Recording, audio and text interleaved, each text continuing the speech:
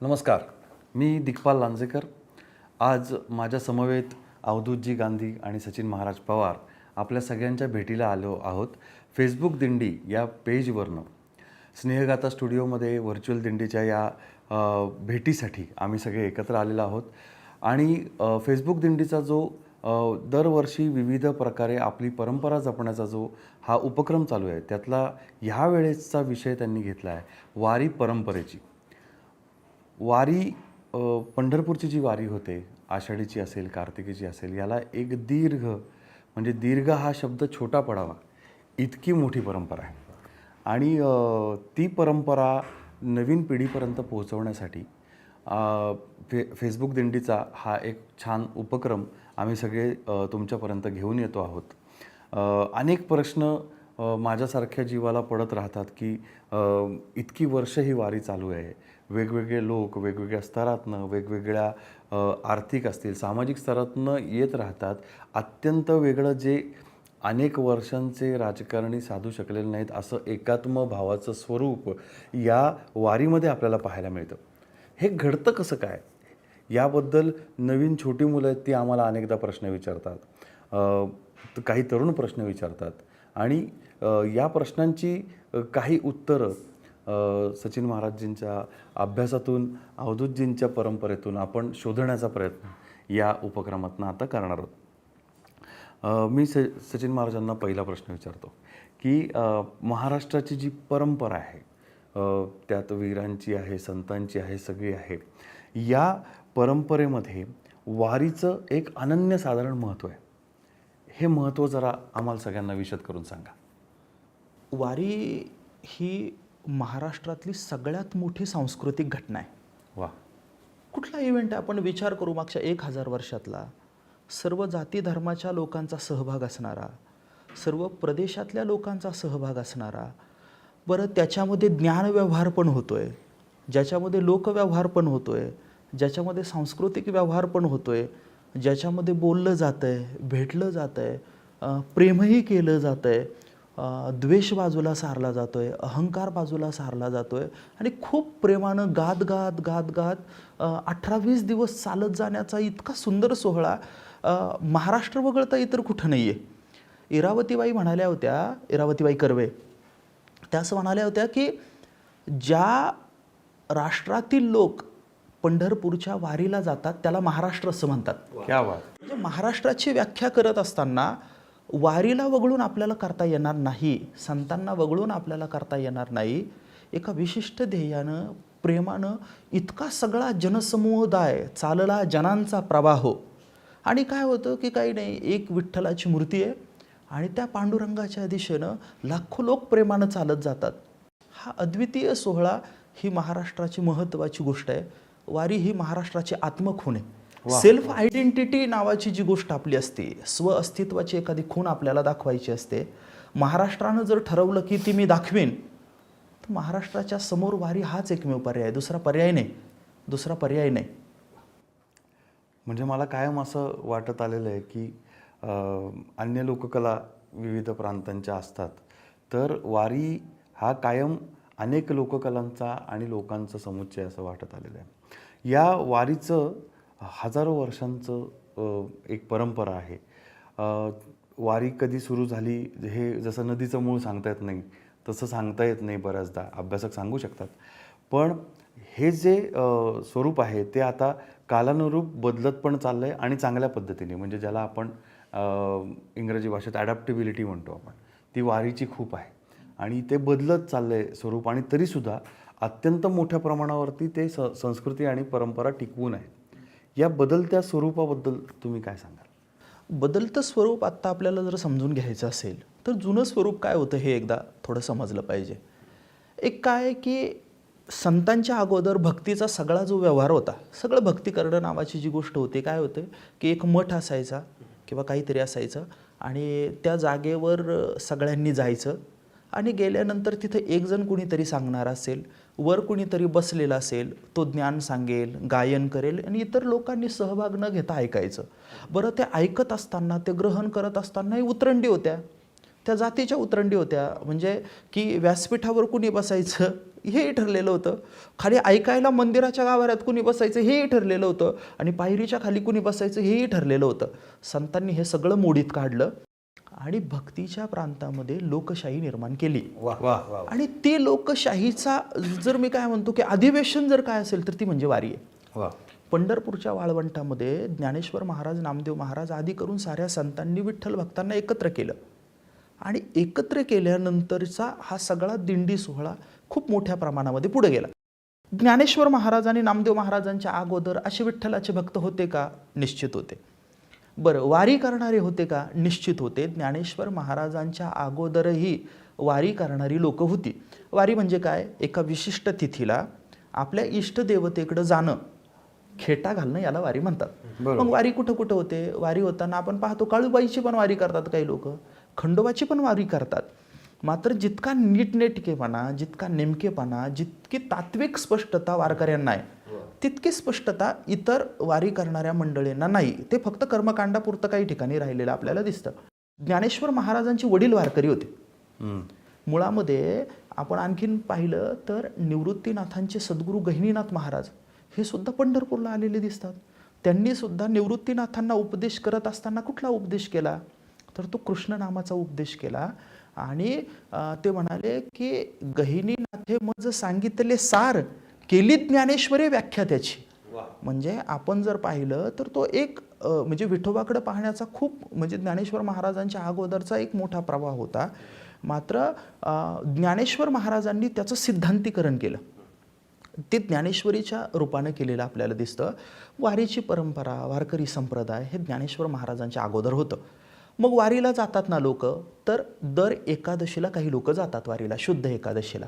काही लोक असे असतात की त्यांना दर महिन्याच्या शुद्ध एकादशीला जाता येत नाही, म्हणून ते महिन्यात वर्षातल्या 4 एकादशीला जातात. म्हणजे कुठं? आषाढी, कार्तिकी, चैत्र आणि माघ हे 4 याला जातात. बरं, यालाही जमलं नाही तर कमीत कमी 2 याला तरी जायचं असतं, एक तर आषाढी एकादशीला आणि कार्तिकी एकादशीला. बरं, त्यालाही जमलं नाही तर कमीत कमी आषाढीला तरी जायचं असतं. हे सगळेचे सगळे जे सोहळे होतात वारी, हे आपल्या आपल्या गावावरून जातात लोक वारीला, आपल्या आपल्या गावावरून जातात वारीला. मात्र आषाढीचा जो सोहळा आहे हा सोहळा हा गावावरून थेट पंढरपूरला जाण्याचा सोहळा नाही, तर आपण निघायचं घरून, कुठल्या तरी संताच्या गावाला यायचं आणि संतांच्या मागे मागे चालत चालत पंढरपूरला जायचं, म्हणजे वारी. आषाढीचा हा सोहळा आहे. हाही सगळं जुनं. मग मधल्या टप्प्यामध्ये काय झालं की मधल्या टप्प्यामध्ये पालखी सोहळा आला. म्हणजे पूर्वी लोक वारी करायचे, वारी करत असताना काही लोक एकटी वारी करायचे, नंतर दिंडी आली, दिंडीतून वारी व्हायला सुरुवात झाली, नंतर अनेक दिंड्या एकत्र आल्या आणि संतांच्या पादुका सोबत घेऊन त्या पादुका पालखीत घालून तो पालखी सोहळा सुरू झालेला आपल्याला दिसतो.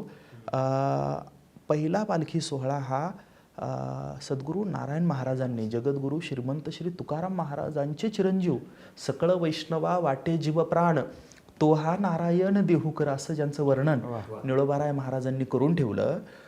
त्या नारायण बाबा, ते कल्पक होते खूप. माझे गुरुजी प्राध्यापक डॉक्टर सदानंद मोरे सरांनी नारायण बाबांचं चरित्र खूप व्यवस्थित पद्धतीनं लोकांसमोर आणलं आणि त्यांनी काय केलं की त्यांनी या परंपरेला एक टर्निंग पॉईंट दिला. काय म्हणतो की एक विशालता देण्याचं काम, अधिक सूत्रबद्धपणा करण्याचं काम नारायण बाबांनी केलं. काय केलं त्यांनी वेगवेगळ्या गावावरून ज्या दिंड्या जात होत्या पंढरपूरला, त्या सगळ्या दिंड्या एकत्र केल्या देहूमध्ये. देहूत सगळ्या दिंड्या एकत्र केल्या आणि तुकाराम महाराजांच्या पादुका घेतल्या गळ्यात. तिथून ते कुठं आले? तिथून ते आळंदीला आले आणि तिथून ज्ञानेश्वर महाराजांच्या पादुका घेतल्या. 2 संतांच्या पादुका, एक ज्ञानेश्वर महाराज, दुसरे तुकाराम महाराज. ज्ञानोबा तुकाराम, ज्ञानोबा तुकाराम, ज्ञानोबा तुकाराम हे भजन करत करत वारकरी तेव्हापासून जायला लागले. मग पालखी सोहळा आला. हा 1685 सालची गोष्ट आहे. जाता जाता मला एक छोटी गोष्ट सांगायची. 1685 साल हे महाराष्ट्राच्या इतिहासाच्या दृष्टीनं महत्त्वाचं आहे. औरंगजेब इथं आलेलं आहे. शिवाजी महाराजांचं महानिर्वाण होऊन अवघे 5 वर्ष झालेलं आहे. मराठी शाहीमध्ये अंतर्गत ताणेबाणे कुठल्या पद्धतीने चालू आहे हे महाराष्ट्राला, आपल्या सगळ्या लोकांना माहिती आहे. सगळा मराठी समाज हा स्वराज्यासाठी झगडतोय आणि अशा सगळ्या ताण्याबाण्याच्या काळामध्ये सगळ्या समाजाला एकत्र करायचं काम भक्तीच्या प्लॅटफॉर्मवरून नारायण बाबांनी केलं 1685ला. मग तिथून तो पालखी सोहळा सगळा चालू झाला. हे 1832 पर्यंत सुरू होतं. 1832ला ज्ञानेश्वर महाराज आणि तुकाराम महाराज यांचा पालखी सोहळा निराळा झाला. वेगळा झाला म्हणजे काय? काही नाही. एकाच पालखीमध्ये ज्ञानेश्वर महाराज आणि तुकाराम महाराजांच्या ज्या पादुका असायच्या, तर त्या पादुका वेगवेगळ्या झाल्या. म्हणजे ज्ञानेश्वर महाराजांच्या पादुका वेगळ्या रस्त्यानं वेगळ्या पालखीतून जाऊ लागल्या आणि तुकाराम महाराजांचं पूर्वीप्रमाणे जे होतं ते 1832ला श्रीगुरु हैबत बाबा आरफळकरांनी हा ज्ञानेश्वर महाराजांचा पालखी सोहळा सुरू केलेला आपल्याला दिसतो. मग पुढे काय झालं, या सगळ्या कालावधीमध्ये काही फड पण आले. फड म्हणजे वारकऱ्यांचे भजन करण्याचे युनिट. बरं. फड म्हणजे कारभाराची जागा. तर असे काही फड आले, वारकरी सत्पुरुष निर्माण झाले आणि त्यांनी खूप निष्ठेनं मधल्या कालावधीमध्ये वारी केली. प्लेगच्या साथी आल्यास, संकट आली मोठे मोठे, पाऊस पाण्याचे दिवस होते, तरीसुद्धा त्यांनी वारीची परंपरा मोठ्या प्रमाणामध्ये चालू ठेवलेली आपल्याला दिसते. आणि मग स्वातंत्र्याच्या काळानंतर जरा वारीच्या संदर्भानं अधिक काही गोष्टी होऊ लागल्या. म्हणजे आपण समजून घेतलं पाहिजे की वारी सुरू झाल्यापासून तर 1950-60 पर्यंत काही त्याला राजाश्रय तशा अर्थानं, म्हणजे काय म्हणतो की शिवाजी महाराज संभाजी महाराजांचा होता, मात्र वारी पालखी सोहळ्यातला बहुतांश जो काळ आहे तो पारतंत्र्यामध्ये गेलेला आपल्याला दिसतो. आणि मग पुढच्या टप्प्यामध्ये मग वाहनं आली, तंत्रज्ञान आलं आणि मग पालखी सोहळा हा अधिक गेला. माझं एक छोटंसं निरीक्षण या सगळ्या दरम्यान असं आहे की जेव्हापासून आपण पायी चालणं सोडलं, आपण 2 व्हीलर आल्या आपल्याकडं, 4 व्हीलर आल्या, तेव्हापासून वारीला अधिक महत्त्व आलं असं मला वाटू लागलं आहे. माझ्या पिढीमध्ये अधिक महत्त्व आलं, अधिक लोकांचा समूह तिकडं जाताना आपल्याला दिसू लागला आहे. आणि वारी असणाऱ्या नसणाऱ्या लोकांना वारीच्या संदर्भानं अधिक उत्सुकता आत्ताच्या काळामध्ये निर्माण झालेली दिसते. म्हणजे वारी चालायला देखणी आहे, वारी गायला देखणी आहे, वारी ऐकायला पण देखणी आहे. मात्र फेसबुक दिंडीसारखी जी लोक आहे, या लोकांनी वारी पाहायला सुद्धा देखणी हे सांगितलं. आणि त्याच्यामुळं पाहणारा असेल तर त्याला पाहायला, ऐकणारा असेल तर तो ऐकणाऱ्याला, खाणारा असेल तर त्याला खायला सुद्धा. तुम्ही म्हणाला आता हे कसं? मी काय होतं की मी एकाच दिंडीत चालत नाही दिग्पाल दादा, मी आपलं वेगवेगळ्या ठिकाणी चालत राहतो. कोल्हापूरची दिंडी असेल ना तर त्यांची आमटीची चव निराळी आहो. पण समजा तीच एखादी दिंडी मराठवाड्यातली आणि त्यांनी जरी आमटी केलेली असली तर त्या आमटीची चव निराळी. माझ्या तोंडाला पाणी आलं आता. पदार्थ जरी एक असला तरी सुद्धा वेगवेगळ्या गोष्टी, म्हणजे वेगवेगळ्या चव, महाराष्ट्राची सगळी चव आपल्याला वारीमध्ये मिळते. नाही, ज्याला महाराष्ट्र समजून घ्यायचं असेल तर वारी हे महाराष्ट्राची छोटी प्रतिकृती आहे. वारी जी आहे ती महाराष्ट्राचं छोटं मॉडेल आहे असं वाटतं मला. म्हणजे मला तुम्ही आता म्हणालात आमटीची चव, मला भाकरी कुस्करलेली पण दिसली त्याच्यात. नाही, मला या बाबतीत एक आठवण आहे. कैवल्य साम्राज्य चक्रवर्ती संत श्रेष्ठ ज्ञानेश्वर महाराजांचा सप्तशताब्दी समाधी सोहळा, आणि त्या वर्षीची वारी मला घडली. पुजारी म्हणून मी गेलो होतो माऊलींबरोबर. आता अर्थात वडील बरेच वर्ष तिथे त्यांनी व्यवस्था पण बघितली. तर त्यांनी सुरुवातीला सगळ्या फड परंपराचा तुम्ही उल्लेख केला की सगळीकडे जाऊन मला सांगितलं. तर माझी सगळ्यांची ओळख करून दिली की हा बऱ्यापैकी ओळखत होते, पण की हा आमचा थोरला चिरंजीव. मग बऱ्याच ठिकाणी असं व्हायचं, हे बघ तुझे वडील इथे येतात आणि हाताने जे काय लागतं ते घेतात, तू येशील इथं बसशील, मला कोणी विचारल, असली प्रकार नाही म्हणतं. हे घरच्यासारखं आहे हे प्रत्येक दिंडीमध्ये. आणि तुम्ही म्हटलं तसं मग काही वेळा असं व्हायचं की आमंत्रण असायचे जेवायला. माझ्याबरोबर आपल्या वास्कर महाराज फडाचे चोपदार दिना काका पैलवान, ते मला घेऊन जायचे. ते म्हणायचे कमी जेव, आपल्याला अजून 4 ठिकाणी जेवायचं. हा एक आनंद असायचा. आणि तुम्ही म्हटलात तसं प्रत्येक ठिकाणची आमटी, आणि पण जे आदरातिथ्य आहे ना, जे मायेनी खाऊ घालणं, हे जे वारीमध्ये आपल्याला बघायला मिळतं. मग तिथं तुम्हाला कुठल्याही प्रकारचं विचारणा केली जात नाही तुम्हाला. दिग्पाल दादा, मला आत्ता असं वाटून गेलं की खूप छान पद्धतीने एखाद्या माणसाविषयी प्रेम व्यक्त करायचं असेल, मला दिग्पाल दादा पहिले भेटले तर मी काय करेल, मी त्यांना आदर देईल आणि अन्न देईल, 2च गोष्टी देत. आणि मला वाटतं की महाराष्ट्रावर हा संस्कारच आहे ना वारकरी संप्रदायाने केलेला आहे. तुम्ही वारकऱ्याच्या घरात जा, तो गेला की पाया पडतो. का? याचं कारण असं आहे की तो म्हणतो की मी अहंकार विसर्जित आहे, आणि अहंकार सोडल्याशिवाय प्रेम करता येत नाही. आणि दुसरी गोष्ट काय करतो माहिती का, चला काहीतरी खाऊ. दिग्पाल दादा कुठेही भेटू द्या, स्टँडवर जरी भेटले ना, मी काय म्हणाल, दादा चहा पिऊ. कारण हा जो संस्कार आहे, अन्न आणि आदराचा जो संस्कार आहे, हा वारीमध्ये होतो आपल्यावर. माणसं जोडली जातात त्याच्यामुळे. नाही, आणि याचा आम्ही आत्ता खूप छान अनुभव आमच्या सेटवर सुद्धा घेतला. आपण संत ज्ञानेश्वरांची मुक्ताईचा सिनेमा आत्ता केला जो लवकरच भेटीला येईल आपल्या सगळ्या त्याचं मी प्रेक्षकांच्या. ट्रेलर पाहिला, सुंदर केलाय तुम्ही अहो.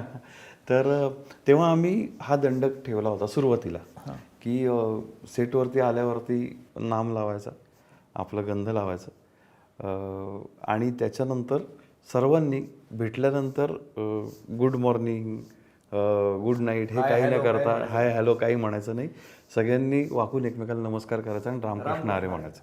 त्याचा परिणाम असा झाला की तो संपूर्ण समूह जे आपण म्हणतो वारीच्या संदर्भात ते कुटुंब झालं.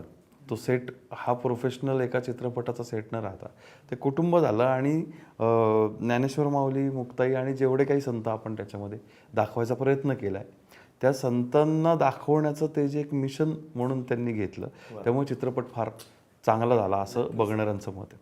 तर हे जे तुम्ही म्हटलात ना की कुटुंब होणं हा संस्कार, हा जो काही वारीतनं मिळतो तो फार महत्त्वाचा आहे. आणि तो त्या कुटुंबात पण एक हायरार्की असते.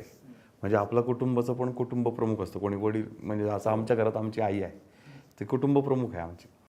वडील गेल्यानंतर तिने घर चालवलं आणि पुढे आम्हाला संस्कार दिले, आणि त्यामुळे आज कदाचित जे चांगलं काम करतं ते करू शकतो आपण. तर असं वारीचं पण एक कुटुंब असतं, त्या कुटुंबाचे पण कुटुंब प्रमुख असतात. ते कशा पद्धतीने असतं ते जरा सगळ्यांना सांगूया आपण. दोन भाग आहे, काही व्यवस्थेच्या पातळ्यांवर भौतिक आणि काही आध्यात्मिक पातळ्यांवर. वारीचे या दोन्हीही पातळ्यांवरचे कुटुंब प्रमुख म्हणजे संत आहे. बरोबर. ज्ञानेश्वर महाराजांचा पालखी सोहळा चाललाय, त्याचे सर्वोच्च प्रमुख कोण? ज्याच्या डोक्यावर छत्री तो आहे. आणि वारीमध्ये छत्री कुणाच्या डोक्यावर आहे? ज्ञानेश्वर महाराजांच्या डोक्यावर छत्र आहे. ते राजे आहे, ते कुटुंब प्रमुख आहे, ते मायबाप आहे. म्हणजे संतांना समोर ठेवूनच चालतं. अधिष्ठान म्हणून काय असतं तर संतच असतात, त्यांच्या आधिपत्याखालीच वारी चालते. व्यवस्था म्हणून जर आपण विचार केला तर सगळ्या पालखी सोहळ्याचे प्रमुख कोण आहे तर संत आहे. व्यवस्था म्हणून आता वेगवेगळी संस्थानं, त्या सत्पुरुषांच्या समाधीची स्थानांची जी संस्थान आहे ती आता टेक्निकली काय आहेत प्रमुख आहे. हे संस्थान निर्माण होण्याच्या अगोदरही, म्हणजे उदाहरणार्थ की आता तुकोबारायांच्या सगळ्या पालखी सोहळ्याचं नेतृत्व जे आहे, त्याचं संयोजन जे आहे ते तुकोबारायांचे वंशज करतात. बरं. एकनाथ महाराजांचा जो पालखी सोहळा आहे त्याचं सगळं संयोजन जे आहे ते वारकऱ्यांमध्ये कोणाच्या शब्द तर तो एकनाथ महाराजांचे वंशज करतात.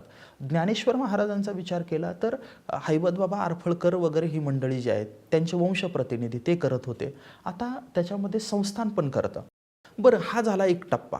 बरं, पुढचा टप्पा काय आहे की वारीमध्ये हे सगळं करत असताना जशी काही बाबतीत हायरार्की आहे तशी लोकशाही पण आहे. उदाहरणार्थ की समजा एखादा तंटा झाला, ज्ञानेश्वर महाराजांच्या एखाद्या दिंडीमध्ये तंबूला जागा मिळाली नाही, 2 दिंड्यांना, एका जागेवरून झालं. स्वाभाविक आहे, माणसं असली की त्यांचे ताणेबाणे असतात. मग काय, फक्त ते गावगुंडांसारखी तिथं भांडणं नाही होत. त्याची तक्रार कुठं जाते? चोपदारांकडे जाते. आणि ती चोपदारांकडून ती तक्रार जर तिथं सुटण्यासारखी असेल तर तिथं ती सुटते. किंवा मग काय होतं की देवाचा तंबूच्या शेजारी शितोळे सरकारांचा तंबू असतो. शितोळे सरकार हे ज्ञानेश्वर महाराजांच्या पालखी सोहळ्यातला राजाश्रय देणारे वगैरे वगैरे वगैरे शिंदे सरकारांचं प्रतिनिधी असणारं मोठं व्यक्तिमत्व, वंशपरंपरेनं सेवा करतात, त्यांना वंदन केलं पाहिजे आपण. तर त्यांच्या तंबूवर काय होतं की पालखी सोहळ्यातली जी प्रमुख लोक आहे, ज्याच्यामध्ये चोपदार असतात, ज्याच्यामध्ये विश्वस्त असतात, ज्याच्यामध्ये म्हणजे मालक असतात, म्हणजे आरफळकर मालक असतात, ज्याच्यामध्ये शितोळे सरकार वगैरे असतात, काही महत्त्वाचे फडकरी असतात, ते काय करतात की ते त्यावर निर्णय घेतात आणि तो जो बखेडा आहे तो बखेडा सांगत असतात. म्हणजे याच्यामध्ये अशा पद्धतीनं पहिला जो लेयर आहे, पहिला जो स्तर आहे सर्व वारीचा, त्याच्यामध्ये अशा पद्धतीने निर्णय होतात. बरं, वारीमध्ये शेकडो दिंड्या असतात, शेकडो दिंड्या, त्या व्यक्तिगत दिंड्यांचं पण व्यवस्थापन असतं. म्हणजे आपण समजून घ्या की वर काय आहे, वर संस्थान आहे किंवा परंपरेनं असणारी लोक आहे, खाली शेकडो दिंड्या आहे आणि त्या प्रत्येक दिंडीचंही व्यवस्थापन आहे. त्या दिंडीचे दिंडी प्रमुख असतात आणि ते दिंडी प्रमुख पण व्यवस्थापनाचं काम पाहतात. आणि वारीमध्ये जे भजन चालतं ते भजनाचं जे प्रमुख पद असतं तो विना ज्या व्यक्तीच्या गळ्यात असतो त्याला आम्ही विनयकरी म्हणतो. तर तो विनयकरी भजनाचं नेतृत्व करत असतो. मग शासन प्रशासनाशी डायलॉग करणं असू देत, सुसंवाद करणं असू देत, यासाठी पण आता संस्थांच्या पातळ्यांवर, या वरच्या पातळ्यांवर वेगवेगळे अधिकारपदं ही निर्माण केलेली आपल्याला दिसतात. व्यवस्थापनाचा एक चांगला वस्तुपाठ म्हणजे वारी आहे. त्याच्यामध्ये जरी आपण म्हटलो की अशी उतरंड असली, म्हणजे कशाची हायरार्की वगैरे असली, तरी ती द्वेषबुद्धीनं नाही आहे किंवा त्याच्यामध्ये तुम्ही माझं ऐकलंच पाहिजे असा अट्टहास नाही, तर ती वारकऱ्यांनी एकत्र येऊन केलेली व्यवस्था आहे. ती व्यवस्था आहे आणि त्या व्यवस्थेमुळे गेली अनेक वर्ष हा सोहळा खूप शिस्तीनं आणि प्रेमानं सुरू आहे. म्हणजे शिस्त म्हटल्यानंतर तिथे एक कॉर्डिनेशन लागतं. हो, म्हणजे तांत्रिक आपण आता हायरार्की समजून घेतली, पण एवढे लाखो लोक चालत असतात, त्याच्यामध्ये कधी आपल्याला चेंगराचेंगरीची घटना दिसत नाही. इतक्या वर्षात कधी आपण ऐकली नाही. कुठल्याही प्रकारचं स्टॅम्पेड नाही, बेशिस्त नाही. हे कॉर्डिनेशन किंवा हा समन्वयाचा भाग हा कसा साधला जातो? हे बघा, एक लक्षात घ्या की मुळातच वारकरी स्वयंशिस्तीचा आहे. वारीमध्ये काही ज्या इतर बेशिस्तीच्या घटना घडतात, मी अत्यंत जबाबदारीनं आपल्याला सांगतो, ते वारकरी करत नाही तर बघे करतात. त्यांना कळतच नसतं. वारकरी चालताना 5च्या रांगेत चालतात. 1 2 3 4 5 रांगा, 5 जणांची रांग असते, ते रांगेनं चालतात. बरोबर रांगेनं चालतात. आपल्याला दिंडी जरी ओलांडायची असली तर मधून दिंडी ओलांडत नाही वारकरी, तो आहे ना पताकांच्या समोरून ओलांडतो. का? पताका जिथं जिथं मध्ये मध्ये आपल्याला वारीत दिंडीमध्ये पताका दिसतात, अरे ह्या मध्ये मध्येच का पताका आहे? काही नाही, नवी दिंडी सुरू झाली तिथून. कुठलाही माणूस जेव्हा ओलांडायचा असतो तो असं मधून भजनातून नाही ओलांडत, तर तो काय करतो, तो त्या पताकांच्या समोरून ते ओलांडतो. वारकरी चालत असताना शिस्तीत चालतात, गात असताना शिस्तीत चालतात. काही काही लोक खूप उत्तम पद्धतीने धर्मादायी सेवा करतात आणि काय करतात की काय काय अन्नपदार्थ वाटतात, प्रसाद वाटतात, त्यांच्या सेवेला वंदन. पण मी आपल्याला सांगतो, एकही वारकरी जो भजन करत चाललेला असतो तो रांग सोडून काहीतरी घ्यायला गेला असं होत नाही. उलट काही लोक असे असतात की जे फक्त गोळा करण्यासाठी आलेले असतात, त्यांनी तात्पुरता गंध वगैरे लावलेला असतो आणि ते कुठपर्यंत चालतात माहिती आहे का, ते सासवडपर्यंत वगैरे वाटप भरपूर असतं, तोवर चालतात, नंतर ते गायब होतात. म्हणजे वारकरी चालताना बेशिस्तीत चालत नाही, गाताना बेशिस्तीत गात नाही. त्याचं सगळं शिस्तीत असतं. वेळा ठरलेल्या असतात, जेवणाच्या वेळा, बसण्याच्या वेळा, तंबू लावण्याच्या वेळा, हे सगळ्याचे सगळं त्याचं वेळेत आणि एका दोरीमध्ये चालतं. आत्ता दिग्पालदादाने ते समन्वयाचा भाग सांगितला, त्याच्यामुळे मला एक गोष्ट आठवली की, आणि असं एक हे आपल्याला सगळ्यांना सांगायचं आहे तुमच्या माध्यमातून की हा समन्वय जो संवाद आहे, जे कम्युनिकेशन आहे, ते आता कालानुसार बऱ्याच गोष्टी आपण बदल बघितलेत आत्तापर्यंत, तर त्या बदलाविषयी आणि त्या कम्युनिकेशनविषयी थोडंसं तुम्ही सांगावं. आणि दुसरी गोष्ट, आपण मगाशी जेव्हा सांगितलं की कुठल्या प्रकारचा वाद किंवा तंटा झाला तर ती एक सांगण्याची पद्धत आहे. जसं चोपदार ज्यावेळेस काठीवर करतात, हो म्हणलं की सगळ्या दिंड्या शांत होतात, सगळे टाळकरी गजर सगळा थांबतो. पण ज्यांची तक्रार आहे ते टाळ वाजवत राहतात. मग चोपदाराने त्यांच्यापर्यंत जायचं की बाबा काय तुमची समस्या आहे. मग ते कधी कधी काय होतं, बऱ्याच वेळेला त्यांच्यापर्यंत हळी जात नाही किंवा काही कारणामुळे ते असं पण होतं बरं का. पण हे की बाबा आमचं काहीतरी म्हणणं आहे ते तुम्ही इकडं ऐकायला या, आणि मग ते चोपदार जाऊन ते समस्या समजून घेतात आणि मग ते झालं की मग शांत होऊन मग पुढची प्रोसेस जी आहे वारीतली ती चालू होते. तर हा जो एक समन्वय आणि हा जो संवाद आहे आणि एक कम्युनिकेशन याविषयी आणि त्याच्या बदलत्या स्वरूपाविषयी आपण थोडंसं सांगूयात सगळ्यांना. अरे ही तुम्ही हा खूपच महत्त्वाचा मुद्दा सांगितला की असं काही नाही की इतर ठिकाणी ना वरचं कोणीतरी बोललं आणि खालच्याने गपगुमान ऐकायचं. इकडं डायलॉग होताना सुद्धा आहे ना, छोट्यातल्या छोट्या माणसाला सुद्धा संधी आहे. म्हणजे माझी दिंडी चाललेली आहे आणि माझी दिंडी चाललेली असताना त्याच्यामध्ये माझ्या दिंडीची काही एक तक्रार आहे, ती तक्रार व्यक्त करायला पण एक आहे ना, काय म्हणूया, ती काही सांप्रदायिक पद्धत आहे. आणि ती दिंडी तिथं टाळ वाजवत राहते ना, अशी काय आहे की संस्थांचा प्रतिनिधी त्या जागेवर जातो, तुम्ही सांगायला येऊ नका, आम्ही ऐकतो.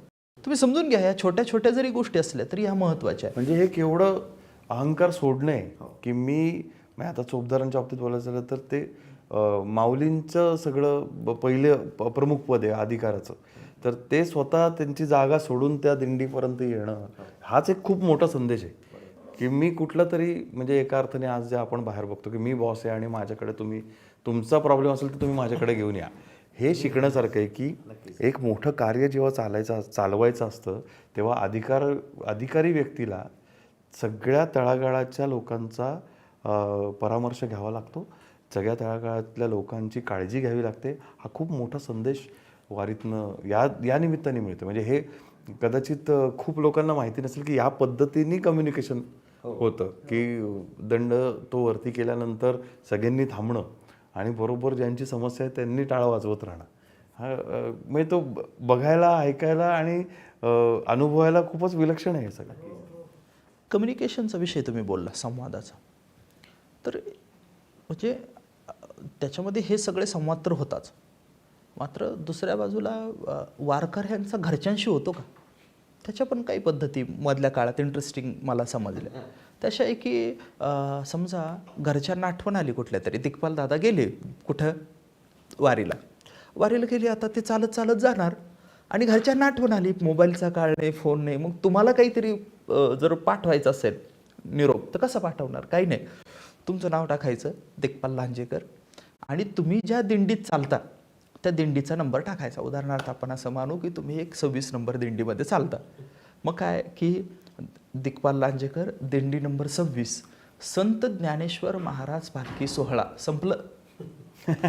ते पत्र काय होतं की ते पत्र त्या मुक्कामाला कुठं पोहोचतं, तिथं पोहोचतं. ते सगळे पत्र चौकदारांकडे दिले जायचे आणि तुमच्या दिंडी क्रमांकाप्रमाणे ते सगळे पत्र दिंडीच्या प्रमुखाकडे जायचे आणि ते पत्र तुम्हाला मिळायचे. असं आहे. आता काय मोबाईल आले. पूर्वीच्या काळी म्हणजे मधल्या टप्प्यामध्ये ते कॉईन बॉक्स आले होते ना, तर तेव्हा काही लोक कॉईन बॉक्सची पण सेवा करायचे. 2 रुपये टाकायचे आणि बोलायचे. काही लोक काय करायचे की 2 रुपये 2 रुपये वारकऱ्यांना द्यायचे, 1 रुपये द्यायचे. कशाला? की तुम्ही बोला फोनवर. असं पण होतं. मग लोक रांगा लावून असायचे कॉईन बॉक्सच्या समोर. आता काय मोबाईल आल्यामुळं आता अधिक सोपं झालं.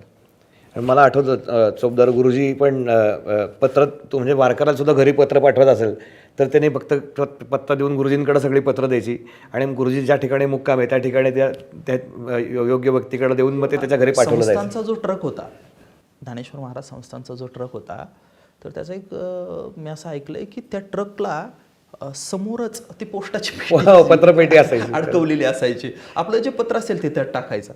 आता बहुतांश वारकरी अशिक्षित किंवा असाही एक ग्रामीण भागातून आलेला भाग होता. ते काय करायचे की मग जेजुरीमध्ये आपण गेलो, लोणंदमध्ये गेलो, तर काही शिकलेली मुलं, शाळेची मुलं ही सेवा करायची. कशाची? पत्र लिहिण्याची सेवा करायची. म्हणजे ती मुलं पत्र लिहायची आणि तो वारकरी सांगायचा. म्हणजे मला ते व्हिज्युअल आता मी करतोय तर ते किती इंटरेस्टिंग असेल. आणि मग ते पत्र पाठवले जायचे. आता आपण कुटुंब या विषयावरती बोलतो, तर महत्त्वाचा भाग आहे ते म्हणजे महिला, मातृशक्ती आपली. तर आदिमाया मुक्ताईंवरती आम्ही नुकताच चित्रपट केला आणि त्या निमित्ताने खूप वाचन महिला संतांच्या अभंगांचं झालं आणि तिथपासनं आपण बघतोय की संपूर्ण भागवत संप्रदायामध्ये, वारीच्या संप्रदायामध्ये महिलांचा फार मोठा सहभाग आहे. पण एकूण आत्ता जे काही आपण बाहेर चित्र पाहतो की एक प्रकारची एक सुडो इंटेलेक्च्युअल वर्ग पण आहे की ज्यांना असं प्रत्येक गोष्टीमध्ये ह्याच्यात महिलांचं स्थान काय, ह्याच्यात महिलांचं स्थान काय, असं करून एक बुद्धिभेद करायचा असतो. यांना आपण ही परंपरा कशी समजावून सांगू शकतो की ह्या वारीमध्ये महिलांचं स्थान काय? महात्मा गांधींचं एक सुंदर वाक्य आहे. ते असं म्हणाले होते की ज्या चळवळीमध्ये महिलांचा सहभाग नसतो ती चळवळ सज्जनांची समजली जात नाही.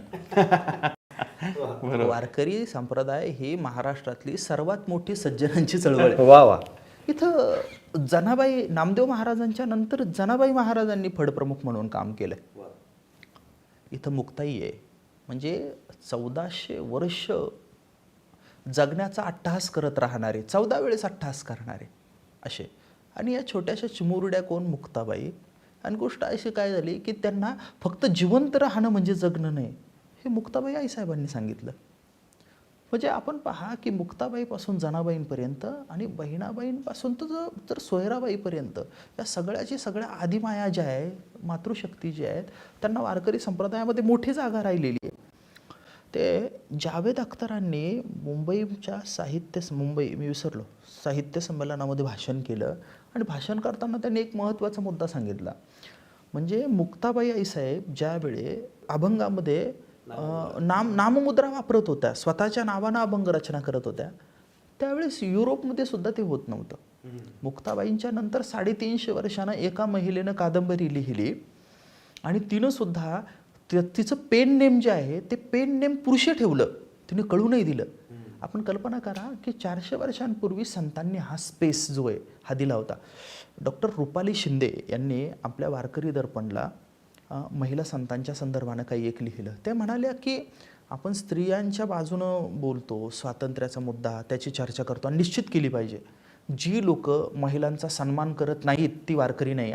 वा वा. हा पुरुषी अहंकार, सर्व प्रकारचे अहंकार सोडले पाहिजे. जातीचा अहंकार आहे आणि एखादा म्हणाला मी वारकरी आहे, वर्णाचा अहंकार आहे म्हणाला वारकरी आहे, मी काय पुरुष असण्याचा अहंकार आहे, शारीरिक रचना माझी काहीतरी विशिष्ट आहे याचा अहंकार आणि याचा आमच्या नगरच्या भाषेमध्ये उन्माद जर असेल तर हे वारकऱ्यांना मान्य नाही.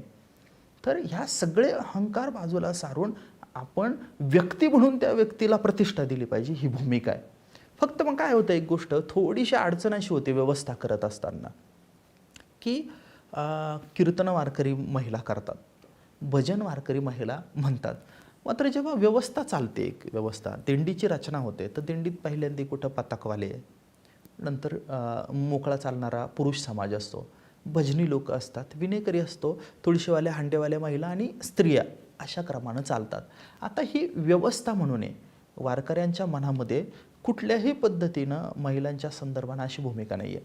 आणखीन एक गोष्ट सांगू का दादा मी तुम्हाला, की मी आपल्याला नम्रपणे सांगतो की मी काय फेटा घातला, इथं बसलो, अमुक फर्ग्युसन कॉलेजला शिकायला होतो मी पहिल्यांदा आलो ना की ते स्लीवलेस घातलेले जे मुली होते माझं सारखं लक्ष जायचं तिकडं. मी आपल्याला नम्रपणाने सांगतो हे व्हायचं. आपण साधी लोक आहे, आपण साधे आहे ना, आपण सहज आहे असं होतं. मी असं विचार केला की मला ते असं होतं. मात्र वारीमध्ये नदीच्या घाटावर आंघोळ करणाऱ्या काही महिला, तर आता ही भावनाच अंतकरणातनं उमटणं ही माऊलीची कृपा नाही का हो? अंतकरण स्वच्छ होत जाणं, कुणी कसं राहावं काय, विकारच उत्पन्न होण्याच्या आहे ना त्या जो काय उमाळा आहे तो उमाळा चालता चालता संपून जाणं, एवढं अंतकरण शुद्ध होणं, इतकं अंतकरण पांढरं होणं, ही वारीची गोष्ट आहे.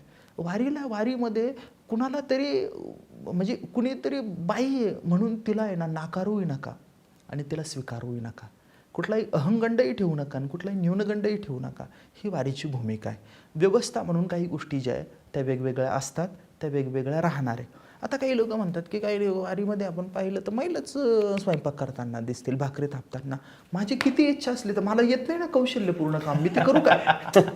हा मुद्दा आहे ना. किंवा एखादं जड गोष्टी उचलण्याचं काम पुरुष मंडळी करतात, तर तो असा मुद्दा आहे. वारीमध्ये दर्जाची आणि संधीची सर्वांना सारखी समानता आहे, एवढं मूलभूत वाक्य आपण लक्षात घ्या.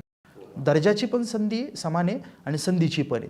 जर समजा एखादा वारकरी म्हणूनही कुणाला महिलेला किंवा पुरुषाला दुय्यम वागवत असेल किंवा तिचा योग्य सन्मान देत नसेल, संधी देत नसेल, तर ते संत विचारांच्या विरोधी आहे. तुम्हाला किती अभंग पाठ असतील आणि तुम्ही जर कुणाच्या जातीवरून, कुणाच्या लिंगावरून, कुणाच्या भाषेवरून द्वेष करत असाल तर ही वारकरी भूमिका नाही. वारीला आणि वारकऱ्यांना ती मान्य नाही. आता महिलांच्या बाबतीत व्यवस्थेचं जे आपण बोललो, तर मूळ मुद्दा आहे तो त्यांचं राहणीमान आणि स्वच्छता. तर या बाबतीत कसा विचार केला जातो दिंडीकडून विचार जेव्हा कमी लोक होते तर ते मुळातच महिलांचे तंबू निराळे असतात, पुरुषांचे तंबू निराळे असतात. आंघोळीसाठी सुद्धा पाणवठे आणि इतर गोष्टी होत्या, तर महिला पण अनेक वेळेस ते वेगवेगळे भाग असतात तिथं, म्हणजे त्याच्या काळजी घेतल्या जातात. काही ठिकाणी सेवा करणारी लोक त्याच्यासाठी आडोशे पण करून देतात. आता स्वच्छतेचा मुद्दा आला तर जेव्हा त्याच्यासाठी सुद्धा महिला आणि पुरुष, आता पूर्वीच्या काळी मोकळ्या जागेवर जाणं होतं, तर त्या काळामध्ये सुद्धा त्या पद्धतीनं हे झालेले दिसतात. वारीच्या संपूर्ण कालावधीमध्ये मागच्या अनेक वर्षामध्ये एकाही महिलेचा विनयभंग झाल्याची नोंद नाही. कुठल्याही प्रकारे काय म्हणूयात की गैरवर्तणुकीचा किंवा असा कुठलीही नोंद वारीमध्ये नाही. आता फिरते शौचालय येऊ लागलेत, आता या गोष्टी होऊ लागल्यात असं होतं. मात्र हे कबूल केलं पाहिजे दुसरं की पुरुषांच्या तुलनेनं महिलांची कुचंबना थोडी होते आणि एकूणच ती वारीपुरतीच नाही होत. आहो ते फर्ग्युसन कॉलेज रोडला संपूर्ण याच्यामध्ये महिलांचं एक पण टॉयलेट नाही. बरोबर. म्हणजे याच्याबद्दल काय करायचं. माझ्या मुलीला मी घेऊन गेलो तेव्हा माझ्या लक्षात आलं, अरे महिलांना स्वच्छतागृह व्यवस्थित नसणं आणि आपण कुठल्या गप्पा मारतोय. हा एकूणच समाजाचाच प्रॉब्लेम आहे. आणि आपण त्याबद्दल मूलभूत पायाभूत अशा काही रचना निर्माण केल्या पाहिजे आणि तशी जागृती पण केली पाहिजे. मात्र वारी म्हणून जी गोष्ट आहे त्या गोष्टीमध्ये या गोष्टी सकारात्मकतेने मार्गी लावल्या जातात आणि त्याच्यासाठी प्रशासन असेल, त्याच्यासाठी फडकरी मंडळी असतील, त्याच्यासाठी व्यवस्थापनातली लोक असतील, ही मंडळी त्यांच्या त्यांच्या पातळ्यांवर प्रयत्न करताना आपल्याला सातत्यानं दिसतात, अक्षरशः कायम दिसतात. आता आपण म्हणतो की मुळात आपला संप्रदाय सर्वसमावेशक आहे. याचं एक उत्तम उदाहरण माझे गुरुवर्य रामचंद्र देखणे त्यांच्या व्याख्यानामध्ये नेहमी सांगायचे की पु ल देशपांडेंनी जगद्गुरू तुकोबारायांवरती एक नाटक लिहायला घेतलं होतं आणि त्या नाटकामध्ये प्रसंग होता की तुकाराम महाराज अभंग सांगतायत आणि तर तिथे एक त्यांचे लिहून घेणारे एक लेखनिक होते. तर जोडाक्षर आलं तर तुका म्हणे, तर त्यांनी विचारलं महाराज, जे लिहिणारे होते त्यांनी विचारलं महाराज म कुठं तोडू आणि ह कुठं तोडू. तेव्हा तुकाराम महाराजांच्या मुखातनं पु ल देशपांडे अहो म्हणले म ही तोडायचं नाही आणि ह ही तोडायचं नाही, म हला जोडायचा, कारण आपला संप्रदाय हा जोडणार आहे. तर ही वारीची सर्वसमावेशकता ही कशा प्रकारे जी चालू आहे, पिढ्यानपिढ्या जे चालू आहे आपण शेकडो वर्ष, तर त्याविषयी आपण काय सांगू? सर्वसमावेशकता हे मोठं मूल्य आहे. तुम्ही माणूस म्हणून जेव्हा उन्नत होत जाता त्यावेळेस पुढचा माणूस माझ्या विचाराचा नसेल, त्याचे कपडे माझ्यासारखे नसतील, कदाचित तो ना माझ्यासारखं अन्न ग्रहण करत नसेल, त्याची उपासना पद्धती निराळी असेल, काही असलं तरीसुद्धा तो मला माझा वाटायला लागणं, एवढी उदात्त उपासनेची काय पद्धत आहे. संतांनी तशा पद्धतीने विचार केला. चोखोबाराय म्हणाले खटनट यावे शुद्ध होऊनी जावे, दौंडी पिटी भावे चोखा मेळा. संतांचं आवाहनच जे ते सगळ्यांना सोबत घेण्याचं आहे. तर सगळ्या भाषेमधली लोक यात सहभागी होऊ शकतात. कर्नाटकातून लोक येतात, मध्य प्रदेशमधून येतात, उत्तर प्रदेशमधून येतात, तेलंगणामधून येतात, आंध्रातून येतात, गोव्यातून येतात, गुजरातमधून येतात. त्याच्यामध्ये गुजराती येणारी काही लोक असतात, कानडी लोक असतात, भाषाभार लोक येतात. जातीपातीचा प्रश्नच नाही. वारीमध्ये जात विचारली जात नाही. वारीमध्ये जातीवादाला जागा नाही. सगळ्या जातीच्या लोकांनी यावं. बरं, धर्माचं काय? धर्माचा विचार केला तर लतिफा कबीर मोमीन मुसलमान सेना न्हावी जाण विष्णुदास. कबीरांचं संतांचं वचन आहे.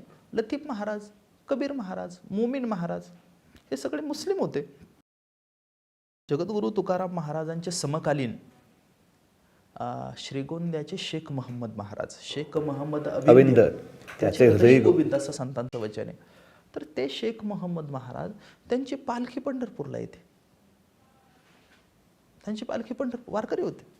म्हणजे इथं ते कबीर तुकाराम महाराजांचं वचन आहे, जातीन से मुझे कुछ नाही काम. मला जातीपातीपासून काही नाही. काय यातायाती धर्म नाही विष्णुदासा, किंवा तुका म्हणे नव्हे जाती सवे काम, जयामुखी नाम तोची धन्य. म्हणजे जातीची लोक येऊ शकतात. बरं, सर्वसमावेशकता किती असली पाहिजे? इतकी सर्वसमावेशकता. रिंगण होतं आपलं. रिंगणामध्ये महिला डोक्यावर तुळस घेऊन धावतात. मध्ययुगीन मानसिकतेचा आपण विचार केला तर बाईनं धावणं हे सहन करतात लोक. मात्र लाखोचा समाज बसलेला आहे आणि काही वारकरी महिला डोक्यावर तुळस घेऊन धावतायत आनंदानं. एक बरं, आणखीन विचार केला तरुण पोरं धावतायत. बरं, जाऊ द्या. किती सर्वसमावेशकता की वारीमध्ये घोडे पण धावतात. बरं, किती सर्वसमावेशकता. इथं फक्त माणसांनाच महत्व आहे असं नाही, तर तुकाराम महाराजांच्या पालखी सोहळ्यामध्ये मेंढ्यांचं रिंगण होतं. म्हणजे वारीमध्ये सहभाग कुणाचा तर पशूंचा सुद्धा सहभाग, वारीमध्ये सहभाग कुणाचा तर घोड्यांचा पण सहभाग, वारीमध्ये सहभाग कुणाचा तर बैलांचा सुद्धा सहभाग, वारीमध्ये सहभाग जात धर्म पंथ सगळ्या लोकांचा सहभाग, सगळ्यांचा. समाज म्हणून सध्या भीती वाटण्याचा काळ असा आलेला आहे. ऐकून समाज म्हणून मला कीर्तनकार म्हणून खूप भीती वाटते की आपण पाहतो तर समाज दोन गटात वाटला गेलेला आहे. धर्म मानतात मात्र प्रचंड धर्मांधळे, आणि दुसऱ्या बाजूला धर्म मानत नाही वगैरे काही नाही आणि कोरडे बुद्धिवादी आणि आत्मकेंद्री लोक दिसतात. देव धर्म मानायचं नाही आणि खूप स्वतःपुरतं जगायचं. तर या दोन्हींचाही विवेक वारीमध्ये साधला जातो. वारीमध्ये सर्वसमावेशकता, वारीमध्ये दृष्टी, विचार करण्याची पद्धत ही भिन्न आहे. फक्त उघड्या डोळ्यांनी पाहिलं पाहिजे. ते रबराचे फुगे घ्यायला जत्रेत जातात ना, तसं वारीत जायचं नाही. अजिबात नाही जायचं. फार महत्वाचा मुद्दा आहे हा. महाराज, आता तुम्ही एक उल्लेख केलात सर्वसमावेशकता यावरून आपण बोलता बोलता की एक मानणारा वर्ग आहे, एक न मानणारा वर्ग आहे, म्हणजे आपण थोडक्यात आस्तिक आणि नास्तिक. तर ही जी नास्तिक मंडळी आहेत तर त्यांचा वारीमध्ये कसा सहभाग असतो नसतो, किंवा त्यांच्यासाठी आपण काय सांगू शकतो या माध्यमातून? वारीत सगळ्यांना यायचा अधिकार आहे. सगळ्यांना, कीर्तनाला सगळ्यांना यायचा अधिकार आहे. पंढरपुरात सगळ्यांना यायचा अधिकार आहे. तुम्ही देव मानता नाही मानत त्याच्याशी काही संबंध नाही. एखादा मानतो तो दर्शन घेईल, समजून घेईल. एखादा मानत नाही त्यानं समाज पाहायला यावं. वारीमध्ये यायला सगळ्यांना स्वातंत्र्य आहे. डॉक्टर नरेंद्र दाभोलकर, आपल्याला कल्पना आहे, अंधश्रद्धा निर्मूलन समितीचे संस्थापक, आणि अंधश्रद्धा निर्मूलनाचा मोठा लढा त्यांनी उभा केला. त्यांनी वारीवर एक लेख लिहिला आहे. काय लेखाचं शीर्षक आहे? ते म्हणाले, समता संग्राला वारीचे सामर्थ्य लाभावे. आत्ता जी समतेची लढाई आत्ता चळवळीतली जी लोक करतायत, तिला वारीचं सामर्थ्य लाभलं पाहिजे. आणि ते सांगत असताना त्यांनी वारीचे काही स्ट्रॉंग पॉईंट आपल्याला सांगितलेले दिसतात. काही चळवळीतली लोकांचं सुद्धा आत्ता म्हणणं असं आलं आहे की राजकारण फक्त राजकारणापुरतं नाही आहे, तर ते कल्चरल पॉलिटिक्स पण असतं ना, सांस्कृतिक राजकारण पण असतं. आणि मग अशा पद्धतीनं जर त्या सांस्कृतिक राजकारणाची दिशा आपल्याला समजून घ्यायची असेल तर त्याच्यासाठी वारीत गेलं पाहिजे. मग तुम्ही देव मानता न मानता हा मुद्दाच नाही काही. आणि समजा देव मानत नाही तर काय वारकरी द्वेष करेल का? बरं, मानतो म्हणून काही डोक्यावर पण बसवत नाही. हां, देव मानणं न मानणं हा तुझा मुद्दा आहे, मात्र तुझ्या ठिकाणी असणारा विठोबा मी मानतो आणि अहंकार बाजूला ठेवून मी तुझ्यावर प्रेम करेल, ही भूमिका आहे. तुम्ही नास्तिक जरी असाल तरी सुद्धा वारीला या. तुम्ही विद्यार्थी असेल तर वारीला या. वारीला यायला सगळ्यांना स्वातंत्र्य यावं. वारीमध्ये कुणाचा द्वेष नाही. आणि नास्तिक असणं नावाची गोष्ट जी आहे तिला चुकीच्या अर्थानं टोकदार करू नका. भारतीय राज्यघटनेनं तुम्हाला मला आपल्या सगळ्यांना उपासनेचं स्वातंत्र्य दिलेलं आहे. जोवर माझी उपासना, माझी श्रद्धा, माझा विश्वास हा पुढच्याला हानी पोहोचवत नाही ना, तोवर तो माझा संविधानिक अधिकार आहे. त्याच्यामुळे एखादा नास्तिक असेल आणि तो उपद्रवी नसेल ना तर चालेल, मात्र देवधर्म मानत असेल आणि दुसऱ्या बाजूला उपद्रवी असेल तर तोही राक्षस आहे. समजून घ्या. म्हणजे नीतिमत्ता मानणं नावाची गोष्ट आहे ती मोठी आहे. आणि वारी या सगळ्या लोकांचं मनापासून स्वागत करते. उलट काठावर बसून शेरेबाजी करण्यापेक्षा. आणि खूप काय आहे की हल्ली टीका करण्याची एक फॅशन आलेली आहे. काहीतरी जुने कपडे, जुनं काहीतरी, म्हणजे एका बाजूला उदार बुद्धिवाद व्यक्त करायचा, एका बाजूला आम्ही खूप ग्राउंडला जाऊन काम करतोय असं म्हणायचं, आणि दुसऱ्या बाजूला इथल्या सेंद्रिय संगीताच्या परंपरा, सेंद्रिय भक्तीच्या परंपरा, सेंद्रिय विचाराच्या परंपरा, अशा ऑर्गेनिक गोष्टींना विरोध करायची ही फॅशन आलेली आहे. तर त्याला काही इथं महत्त्व नाही आणि ते काय वारकरी जुमानत पण नाही. मला वाटतं की आपण याच्यामध्ये आपले सगळे पूर्वग्रह बाजूला ठेवून उघड्या डोळ्यानं आपल्याला जे काय हवं आहे ना ते शोधायला आलं पाहिजे आणि त्यावर खूप मनमोकळेपणानं व्यक्त झालं पाहिजे. वारीमध्ये आलं पाहिजे, आपल्याला प्रश्न पडले पाहिजे आणि ते प्रश्न हे समजदार माणसांना विचारले पाहिजे. काय होतं की वारकऱ्यांकडे उत्तरं असतात का नसतात? असतात, पण तुमची प्रश्न विचारण्याची टर्मिनॉलॉजी त्यांना ठाऊक नसते. हा प्रॉब्लेम आहे. तुमच्या बोलण्याच्या संकल्पना आणि ती भाषा वेगळी आहे, त्यांची भाषा वेगळी आहे. आमच्यासारखे काही लोक आधुनिक शिक्षण घेतलेले आणि परंपरा माहिती असणारे जे आहे त्यांना हे राजकारण उत्तम पद्धतीने कळतं आणि त्याच्यामुळे आम्ही काही घाबरत नाही कोणाला. वारी हा वारकरी संप्रदायातला मोठा प्रसंग आहे हे मी आपल्याला सांगितलं. आणि वारकरी संप्रदाय हा महाराष्ट्राचा मुख्य प्रवाह आहे असं मोरे सरांचं म्हणणं आहे, गुरुजींचं आमच्या. सगळ्यांना अधिकार आहे इथं, नास्तिकांना, सर्वांना. देव माना मानू नका, देवाचं स्वरूप कसं मानायचं ते माना, सगळ्यांना अधिकार आहे, सगळ्यांना अधिकार आहे, शंकाच नाही त्याच्याविषयी. मला एक अजून एक प्रश्न आहे. महाराष्ट्रामध्ये असे कितीतरी लोक आहे जे विठोबाला मानत नाही, मात्र तुकोबारायांना मानत नाही असा माणूस महाराष्ट्रात नाही. संतांना मानणं नावाची गोष्ट आहे ना ही खूप मोठीच आहे, उदात्त आहे. हो, देवाला मानताना काहीतरी मेटाफिजिकल गोष्टी लागतात. संत असे प्रत्यक्ष आहे, थेट आहे. त्याच्यामुळं काय, संतांवर विश्वास काही बाबतीत ठेवला पाहिजे आणि आलं पाहिजे वारीत.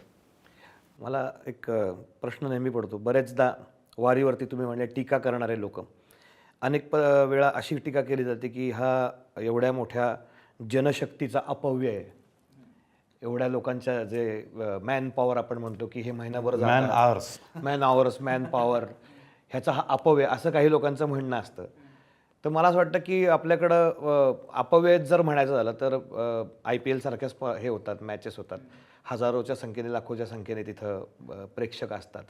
तिथं हुल्लडबाजी चालते आणि बऱ्याचदा वारीच्या बद्दल टीका करताना काही लोक कचऱ्यावरती पण म्हणतात की वारी गेल्यानंतर त्या गावात खूप कचरा साठतो वगैरे. तर अशा अशा जेव्हा मी स्वतः वैयक्तिक जे बघितलेलं माझं वैयक्तिक निरीक्षण की बाबा अशा मॅचेस होतात त्याच्यानंतर तिथं 3-3, 4-4 ट्रक भरून प्लॅस्टिकचा कचरा होतो. मग हे दिसत नाही का तुम्हाला? तर अशा लोकांना आपण काय उत्तर देऊ शकतो? मुळात एक गोष्ट आहे की मी अजिबात बचावात्मक बोलणार नाही. आपण जिथं कुठं असू ना तिथं स्वच्छता पाळली पाहिजे. त्याच्यासाठी अजिबात देवा धर्माच्या वारकरी संप्रदायाच्या आडला पैसे नाही. मी लय चांगलं भजन करतो आणि पिलेली प्लॅस्टिकची बाटली रस्त्यावर फेकली असं चालणार नाही. अजिबात या गोष्टी मागे लपण्याची गरज नाही. वारीवर टीका करताना काय करतात की खूप मानवी तास वाया जातात.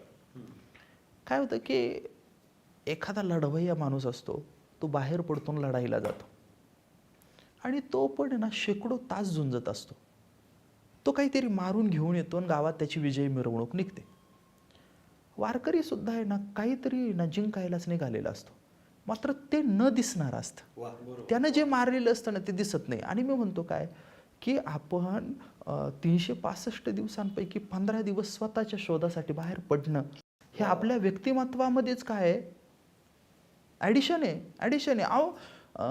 अशा पद्धतीने टीका फक्त वारकऱ्यांवर नाही झाली. जे जे धर्मसंप्रदाय मठ सोडून लोकांमध्ये गेले त्या लोकांवर अशा टीका केल्यात. समाजामध्ये फिरलं पाहिजे, फिरत राहिलं पाहिजे, चालत राहिलं पाहिजे. वारीमध्ये अशा पद्धतीने चालत जातात लोक. दादा मला सांगा की मोबाईलशिवाय 15 दिवस राहता येणं. त्या पुनर्वसन केंद्रात जातात लोक डिटॉक्स व्हायला. अरे डिटॉक्स व्हायचं असेल तर वारीत या. वा वा वा. 15 दिवस मोबाईलशिवाय. ते काय की खाली काहीतरी टाकलं नाही ना व्यवस्थित तर झोपच येत नाही घरी. पण वारीमध्ये साधा पान कागद असतो. पान कागद जे ताडपत्री असते ना तिचा कागद, ते उशाला घेतला ना इतकी गटकन झोप लागते सुंदर. काय करायचं, आपल्या सगळ्यांच्या प्रतिष्ठा ज्या आहे सध्या त्या वस्तूंच्या संग्रहावरून झालेल्या आहे, ब्रँडवरून झाला आहे. शर्ट कोणत्या ब्रँडचा घातला आहे, अवधूत दादाचा चष्मा कुठला दिसतोय, त्यानं घड्याळ घातलंय कुठलं आहे. आपण काय झालंय की प्रतिष्ठा मिळवण्यासाठी आसपास मोठे ब्रँड आणि वस्तू वापरायला लागलो, मटेरियलच्या आहारी. हां. तर वस्तू बाजूला ठेवून सुद्धा समाधानानं जगता येतं. ही जागा म्हणजे वारी आहे. वा. आणि आपण किती कमीत कमी गरजांमध्ये उत्तम जगू शकतो याचा रियाज होण्यासाठी वारीला गेलं वा पाहिजे. वा वा, फार सुंदर वाक्य होतं की जगण्याचा रियाज व्हायला पाहिजे म्हणून. वा. हे जे आहे ना की सगळं एवढी मोठी जी रेघ आपल्याला जिचा माग काढता येत नाही, एवढी मोठी परंपरेची रेघ आहे, ही कुठेतरी श्रद्धेवर चालली आहे. ती श्रद्धा प्रत्येकाची निरनिराळी आहे. तुम्ही म्हणलात तसं की ती निर्गुण निराकाराची सुद्धा असू शकते, सगुण साकार पांडुरंगाची पण असू शकते. संतांच्या मार्गदर्शनाखाली आपण सगळे तिकडे चाललेलो आहोत, पण त्यासाठी अमाप निष्ठा त्या श्रद्धेवर असावी लागते असं मला वाटतं. कारण शेकडो हजारो किलोमीटरचा पायी प्रवास करणं हे अनेक अडचणींवर मात करून अनेक वर्ष चालू आहे, शेकडो वर्ष चालू आहे.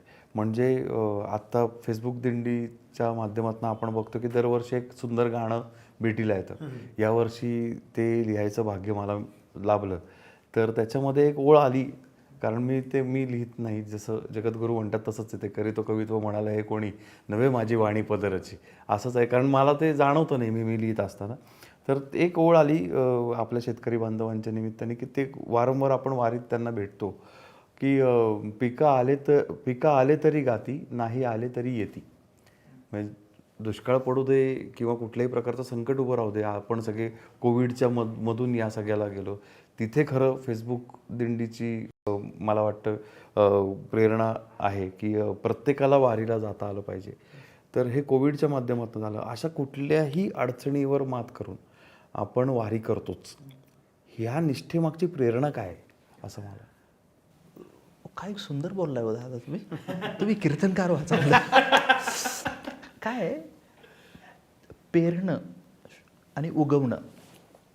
पेरलं की लगेच उगवत नाही, मध्ये थोडा संभ्रमाचा काळ असतो, तेव्हा संयम लागतो. महाराष्ट्र नेमका पेरल्यानंतर उगवेपर्यंत काय करतो, तर संभ्रमित होण्यापेक्षा वारीला जाऊन येतो. वा वा वा वा. संयमाचं शिक्षण मिळतं वारीमध्ये. निष्ठा म्हणाल तर माझ्यासमोर शेकडो उदाहरणं आली आहो. ज्ञानेश्वर महाराजांची, तुकाराम महाराजांची पालखी एका विशिष्ट तिथीला आळंदी पंढरपूरवरून निघते. पण अशा अनेक वारकरी आहे की जे वारकरी घरूनच गाडीत बसत नाही, ते घरून आळंदीला येतात पायी पायी चालत. ते ज्ञानेश्वर महाराजांच्या सोबत चालत पंढरपूरला जातात, परत पंढरपूरवरून ज्ञानोबारायांच्या सोबत परत परत येतात आळंदीला, आणि परत चालत कुठे जातात, आपल्या गावाला जातात. निष्ठा म्हणाल तर सकाळी दररोज पालखी उचलली गेली की देवाच्या समोर उभे राहतात लोक भजन करत, आणि जोवर पालखी टेकवली जात नाही ना तोवर खालीही बसत नाही आणि पाणीही पित नाही. म्हणजे मध्ये विसावा जो असतो ना, अहो तो संतांसाठी विसावा नाही, संतांनीच विसावा भक्तांसाठी घेतला. त्यांना वाटतं 4 तास ही चालली लोक, मी पालखीत बसलेलो, माऊलींना वाटलं असेल कदाचित मी पालखीत बसलोय, मात्र माझा वारकरी काय करतोय, टाळ वाजवत चाललाय ना. आणि मोठा माणूस तोच असतो काय, की आपले वडील असतील, आपला साहेब असेल, कुणी असेल, त्यांना व्यवस्थित बसल्यानंतर काय करतो, सेवादारी माणूस आहे ना, तो जेवण खाण करतो. वारकरी अशा पद्धतीने करतात. ऊन वारा पाऊस याची कशाची तमा बाळगत नाही काही. म्हणजे खूप पाऊस पडला जेजुरीच्या तळावर, एकदा मी पाहिलं, प्रचंड, सगळे तंबू तरंगत होते, पण तरी सुद्धा जागर सुरू होता, भजन चाललेलंच होतं. निष्ठेची अशी अनेक रूपं दिसतात आपल्याला, खूप सेवेची रूपं दिसतात. आणि ही निष्ठा आहे, या निष्ठावंत लोकांनीच टिकवलं आहे. निष्ठावंत लोकांनी टिकवलं. वरवर उथळ लोकांनी, वारीमध्ये येऊन सेल्फी घेणाऱ्यांनी, फक्त फोटो काढत सुटणाऱ्यांनी, रील्स टाकणाऱ्यांनी हे केलेलं नाही. ते येतात तात्पुरते, त्याचे TRP मिळणं बंद झालं की लोक निघून जातात. मात्र या लोकांनी एका वेगळ्या ओढीनं हे केलं. ते चालत गेलेले, गात गेलेले. तुकाराम महाराजांचा एक अभंग आहे की त्यांना कष्ट पडत नाही, कारण ते गात जातात. चालिले न वाटे गाऊन या जाता वाटे, चालिले न वाटे, चालल्यासारखं वाटत नाही, गाऊन या जाता वाटे, बरवा वैष्णवांचा संग, येतो सामोरा श्रीरंग. देवच येतो. क्या बात. हा, तुका म्हणे भक्ती सुखरूप आदी अंती. भक्तीचा व्यवहार हा सुरुवात केल्यानंतर आणि समारोपाला सगळ्या ठिकाणी सुखरूप आहे. असे हे सगळे निष्ठेचे अनेक रूपं आपल्याला अनेक ठिकाणी वारीमध्ये पाहायला मिळतात. खूप ठिकाणी. अहो, काही महिला, एक 10-20 महिलांनी एकत्र यायचं आणि 1,500-2 हजार लोकांच्या भाकरी थापायच्या. ही गोष्ट सामान्य वाटते? सामान्य वाटतं. आपल्या घरामध्ये एखादा दुसरा पाहुणा आला तर स्वयंपाक नाही, मी आपल्याला नम्रपणाने सांगतो, मी त्या कष्टांचा आदर करतो, मात्र ताण पडतो. अहो, आपण कल्पना करा की त्या महिला भाकऱ्या थापत राहतात, याचं काय करणार आहे आपण? ही पण निष्ठा आहे. वारकरी चालत येणारे, संध्याकाळी 7 वाजता येणारे, आणि मला आहे ना 6:30ला जेवण तयार ठेवायचं आहे, ही आचार्याची निष्ठा आहे. लोक येणारे, आणि तंबू ठोकून ठेवतो ना जो माणूस, खिळे ठोकतो, टाळ वाजवणं हे जसं भजन आहे, तसं वारीमध्ये तंबूचे खिळे ठोकणं हेही भजन आहे. आणि शेवटी वारकरी गेल्यानंतर कचरा उचलणं हे पण भजन आहे. वा वा वा वा. वारीच्या संबंधानं वारी नीटनेटकी व्हावी यासाठी जी जी कृती आपण निष्काम बुद्धीनं आणि अहंकार विरहित करतो, ती प्रत्येक गोष्ट म्हणजे भजन. एकूणात आपण जेव्हा वारीचा विचार करतो तेव्हा पहिल्यांदा, म्हणजे कुठलाही लेखक असो, कुठलाही साहित्यिक असो, कलाकार असो, तो पहिल्यांदा एक शब्द उच्चारतो, तो म्हणजे टाळ मृदंगाचा गजर. म्हणजे संगीत हा वारीचा अविभाज्य भाग आहे. पु ल देशपांडेंनी एका पुस्तकात असं म्हटलं आहे की जे लोक टीका करताना असं म्हणतात की समूह गायनाची कला आमच्याकडे पाश्चात्यांच्या ऑपेरासारख्या माध्यमातून आली, असं जे लोक म्हणतात त्यांनी दुर्दैवाने कधी वारी पाहिलेली नसते. तर इतका मोठा त्या वारीच्या संगीताचा प्रभाव आहे की समूह गायन म्हणजे काय, एकत्रित येऊन संगीत ही परमेश्वराच्या सगळ्यात जवळ जाणारी कला आहे. आपण लवकर त्याच्यापर्यंत पोहोचू शकतो असं तत्त्वज्ञ म्हणतात. आपले संत मंडळींनी तेच केलं. तर ते जे अभंग आहेत त्या अभंगाच्या व्याख्येसहित अनेकांना आता ते माहिती आहेत, पण हे कुठले कुठले अभंग कसे कसे त्या वारीमध्ये काही ठरलेलं असतं, कशा पद्धतीने हे गायले जातात, कशा पद्धतीने ह्यामध्ये तल्लीन होतात लोक? माझ्यापेक्षा अवधूत दादा त्याबद्दल अधिक चांगलं सांगू शकेल. मी फक्त एक वेगळी बाजू सांगतो याला जोडून. मी आत्ता तुम्ही प्रश्न विचारत असताना माझ्या मनात असं आलं की आपला समाज हा गाणारा समाज. शेतात मूठ चालतं, पाणी येत असतं, माणूस गातो. शेतामध्ये महिला काम करतात, गायलं जातं. पेरणी होताना गाणे गातात, लग्नात गाणे गातात, दुःखाच्याही काही प्रसंगामध्ये कधी कधी काय होतं, काही ठिकाणी गायलं जातं. कोकणामध्ये म्हणजे, हा, पद्धत कोकणामध्ये गायलं जातं. सुद्धा नाही, पण ते रडणारी जी लोक आहे, तुकाराम महाराजांनी त्यांचं भारी वर्णन केलं. ते म्हणाले की ते पैसे घेऊन रडणारे जे असतात ना, त्यांना आसू पण नसते आणि माया पण नसते. हा गाणारा आपला समाज.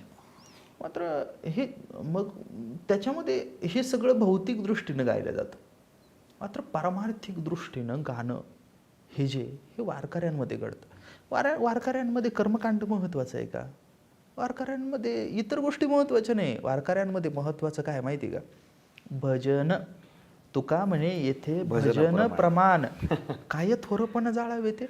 इतर थोरपण इतर तुकाराम महाराज म्हणाले तुमच्या इतर मोठेपणाला काय काडी लावायची का? काय थोरपण जाळावे ते याचं भाषांतर केलं. वारी चालत चालत जातात वारकरी आणि संतांच्या रचना म्हणत जातात. आपण एक कल्पना करा, एखाद्या विषयावर आपली जर ठाम भूमिका व्हायची असेल तर आपण सातत्यानं काही गोष्टींचा विचार करतो. विचार करण्यासाठी त्या गोष्टीची पार्श्वभूमी मनात असावी लागते, आढात असावी लागते, तर पोहऱ्यात येतं ना. मानवी आयुष्य उन्नत करत असताना आढात काय पाहिजे? तर आढात संत विचार पाहिजे आणि पोहऱ्यात कृती पाहिजे. वा, बरोबर. आणि मग तो विचार तो कशात आहे? तर तो संतांच्या याच्यामध्ये, संतांच्या अभंगांमध्ये. त्यांचं सौंदर्य खूप सुंदर आहे. तुम्ही गळ्यात माळ घाला नका घालू हा मुद्दा सोडा, पण माझी विनंती आहे तुकोबारायांची गाथा पाहत चला, ज्ञानेश्वर महाराजांची ज्ञानेश्वरी पाहत चला. थोडंसं जड जाईल, भाषा आहे ना जुनी आहे, 700-800 वर्षांपूर्वीची. आमच्यासारख्या लोकांशी पण गप्पा मारा, लक्षात येईल की हे खूप सुंदर आहे. खूप सुंदर आहे, खूप सुंदर आहे. जगण्याकडं पाहण्याचा उत्तम दृष्टिकोन, अनावश्यक गोष्टींची हाव सोडून सार काय याचा विचार करणं, मूर्ख लोकांची संगत सोडणं, अज्ञानी आणि नालायक माणसांच्या सेवेमध्ये आयुष्य वाया घालवणं, या भानगडीत पडण्यापेक्षा प्रेम करत स्वच्छ पद्धतीनं पांडुरंगाकडे जात राहणं, आयुष्यामध्ये कर्म करायचं, निष्काम बुद्धीनं करायची, त्याची कोणतीही अपेक्षा ठेवायची नाही, सर्वांविषयी समता बाळगायची, मित्रत्व बाळगायचं. या सगळ्या गोष्टींचा, विचारांचा रियाज त्या अभंगांमधून होतो. मग सुरुवात होते ना, सुरुवात होते. इतर कर्मकांडांच्या नादी लागण्यापेक्षा विठोबाच्या नावावरचं प्रेम निर्माण होतं. एक गाऊ आम्ही विठोबाचे नाम आणि कापे काम नाही आता, मोडोनिया वाटा सूक्ष्म दुस्तर, केला राज्यभार चाले ऐसा, लावणी मृदुंग श्रुती टाळ घोष, शिव ब्रह्मरस आवडीने. हा ब्रह्मरस आवडीनं शिव आणि परमार्थाचा हायवे जो आहे हा भजनामधून निर्माण झालेला आपल्याला दिसतो. त्याचे क्रम ठरलेले, क्रम ठरत असताना बहुतांश क्रम सारखे, मात्र वारकरी ज्या दिंड्या जे फळ आहे त्या सत्पुरुषांनी पण वेगवेगळ्या गोष्टी ठरवलेल्या आहेत. त्याच्यामध्ये काकडा होतो, हरिपाठ होतो, नियमाची भजनं असतात, ते नियमाच्या भजनांचे पण क्रम जे आहेत ते ठरलेले असतात. बाळक्रीडा होते, दुपारच्या टप्प्यामध्ये वेगवेगळ्या संतांच्या ज्या रचना आहेत त्या होतात. असं सगळं वारानुसार पण त्याच्यामध्ये अभंग होत असतात. विशिष्ट स्थानावर गेल्यानंतर तिथलेही काही अभंग आहे. उदाहरणार्थ जेजुरीला गेले वारकरी, जेजुरीचा गड दिसला की मल्हारीची वारी माझ्या मल्हारीची वारी, सावध होनी भजनी लागा देव करा काय वारी. शिखर, शिंगणापूरचं शिखर दिसलं की काही अभंग म्हटले जातात. पंढरपूरचा कळस दिसला की काही अभंग म्हटले जातात.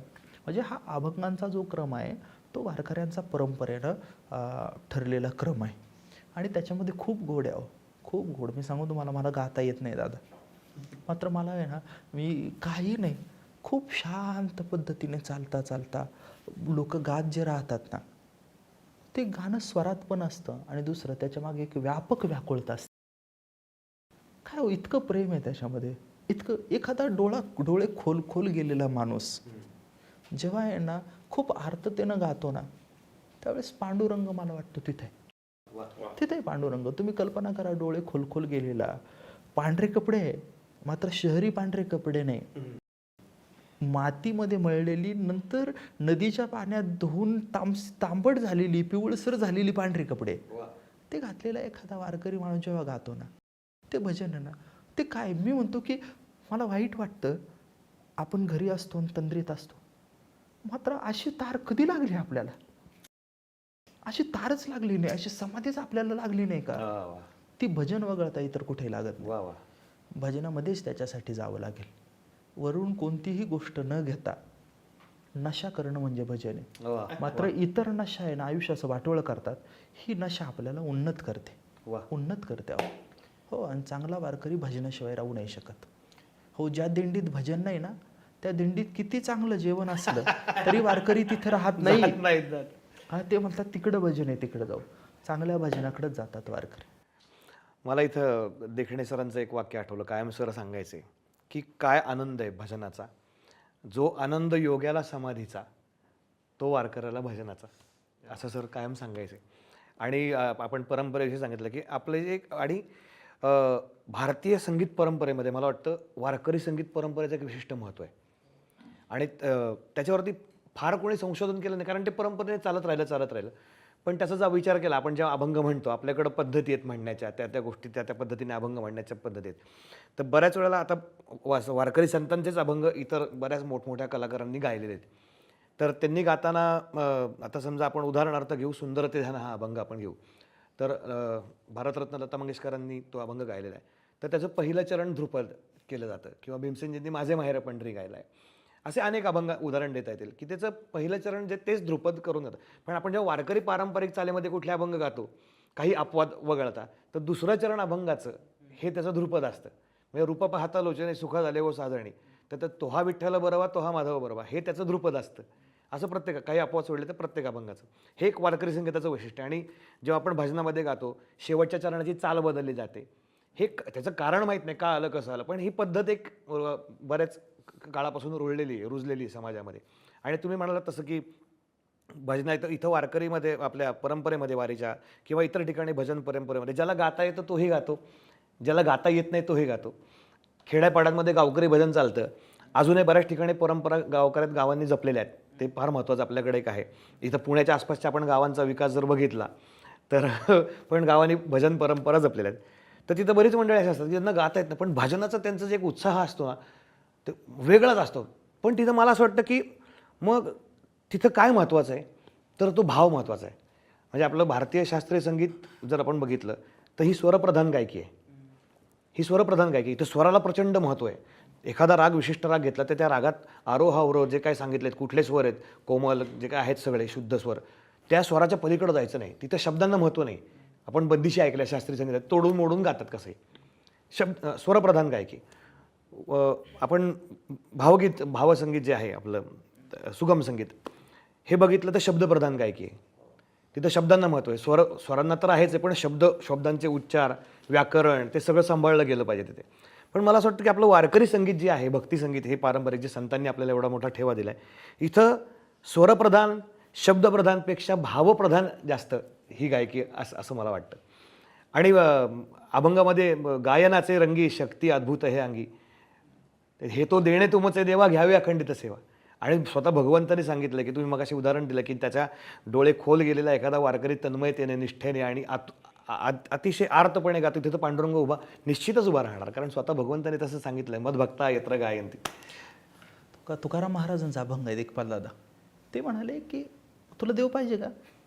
देव हवाय? एकच गोष्ट आहे, भावे गावे गीत, शुद्ध करुणिया चित्त.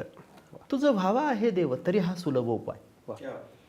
तुला देव पाहिजे ना, सोपा इलाज काय? काही नाही, भावानं गा. पण दुसरी गोष्ट काय माहिती का, तिथे एक कंडिशन आहे, शुद्ध करुणिया चित्त. शुद्ध करुणिया चित्त, मग भावानं मोकळं गायलं ना की देव येतो. वा. म्हणजे मला कायम गमतीने आता जो विचार कायम येत राहतो मनामध्ये की आज आम्ही टेक्नॉलॉजी आणि आमची बुद्धिमत्ता ह्याच्यावर खूप बोलतो. आता तर ती आर्टिफिशियल पण झाली, आर्टिफिशियल इंटेलिजन्स. तर मला काय असं वाटतं की खरं तर आपण आत मला प्रश्न बघायचं. पडला दादा, हां. AI जेव्हा अभंग ऐकेल डोळ्यात पाणी येईल का त्याच्या? नाही, मी तेच सांगतो, तेच मी पुढे म्हणणार होतो की त्याच्या बरोबरीने एकीकडे मानसशास्त्राची खूप गरज पडायला लागली लोकांना. आणि म्हणजे छोटी छोटी मुलं असतात त्यांना पण सायकोलॉजिस्टकडे घेऊन गेले जातं, घेऊन गेलं जातं.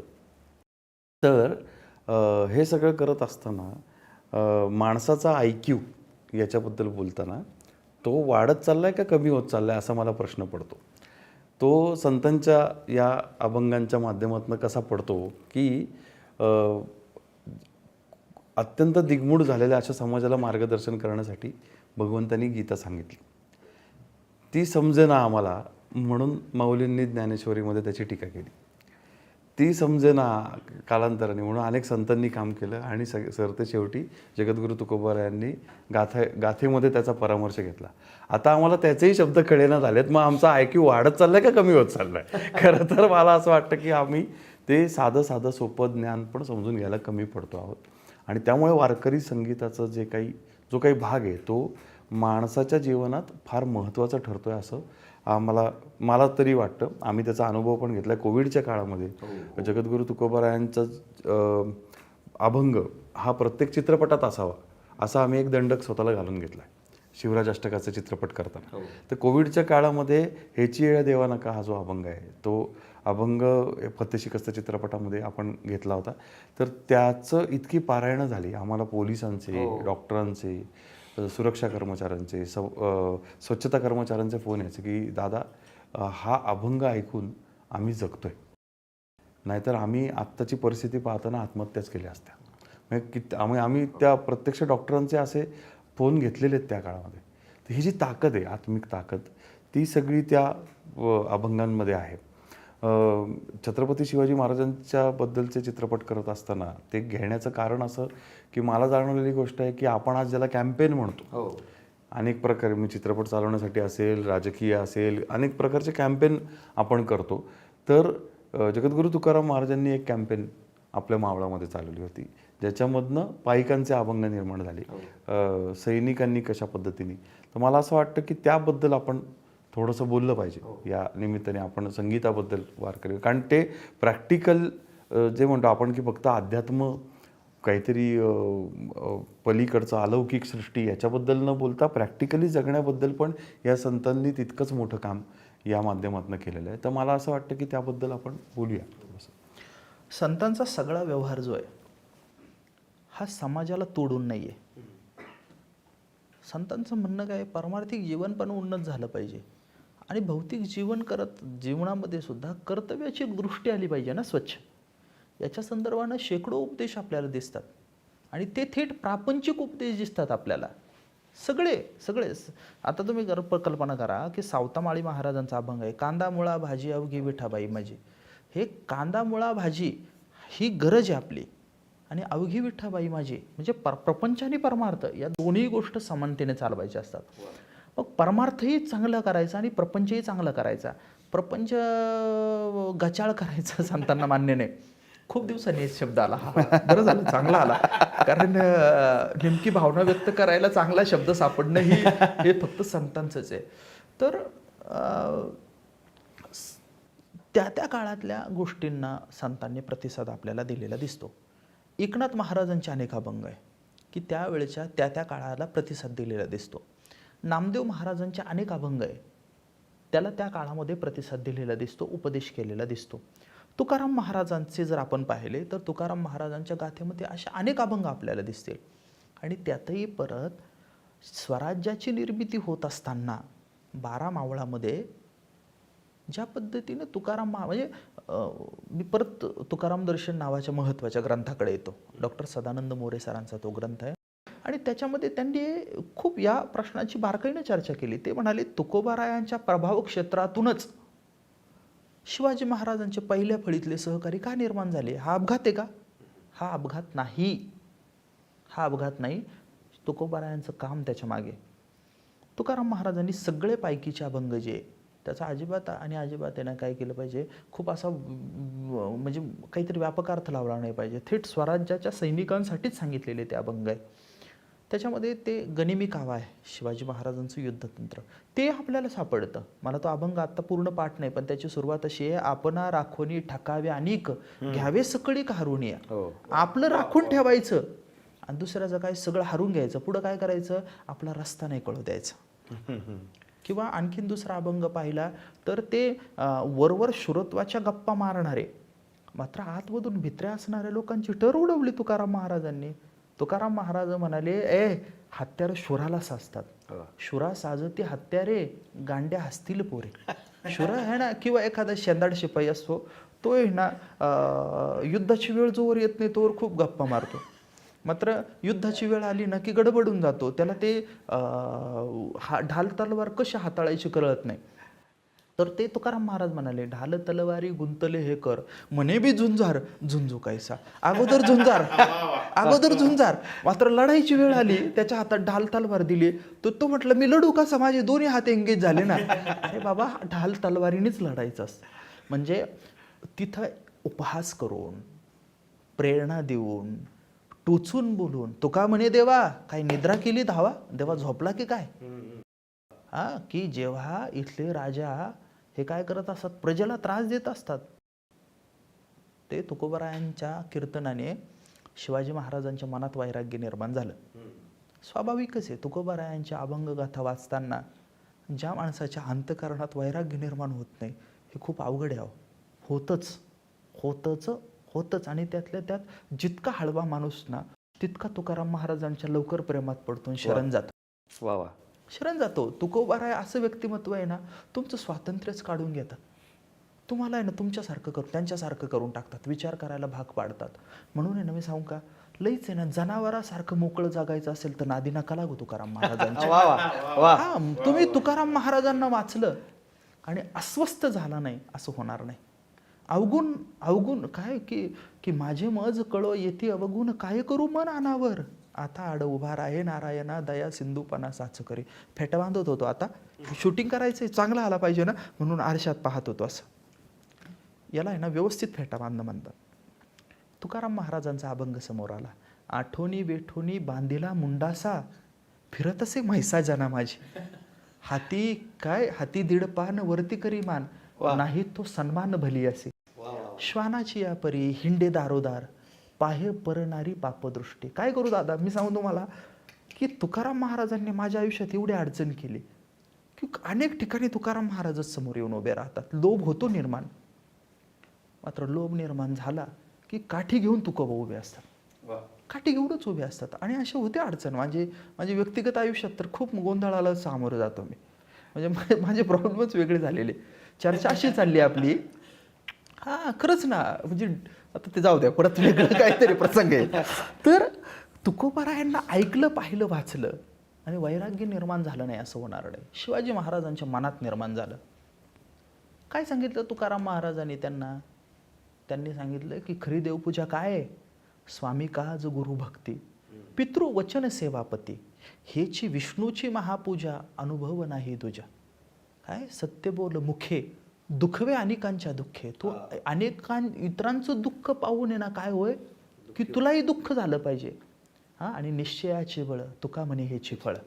हे राजा, तुझ्याकडं निश्चयाचं बळ असलं पाहिजे. समर्थ रामदास स्वामी त्यांना 1650ला कधीतरी, 1650च्या पुढे कधीतरी निश्चयाचा महामेरू म्हणाले.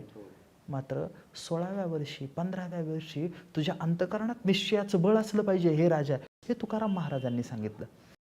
तुकाराम महाराजांनी आणखीन एक अभंग शिवाजी महाराजांना उद्देशून सांगितलेला परंपरेनं म्हटला जातो. कुठला आहे?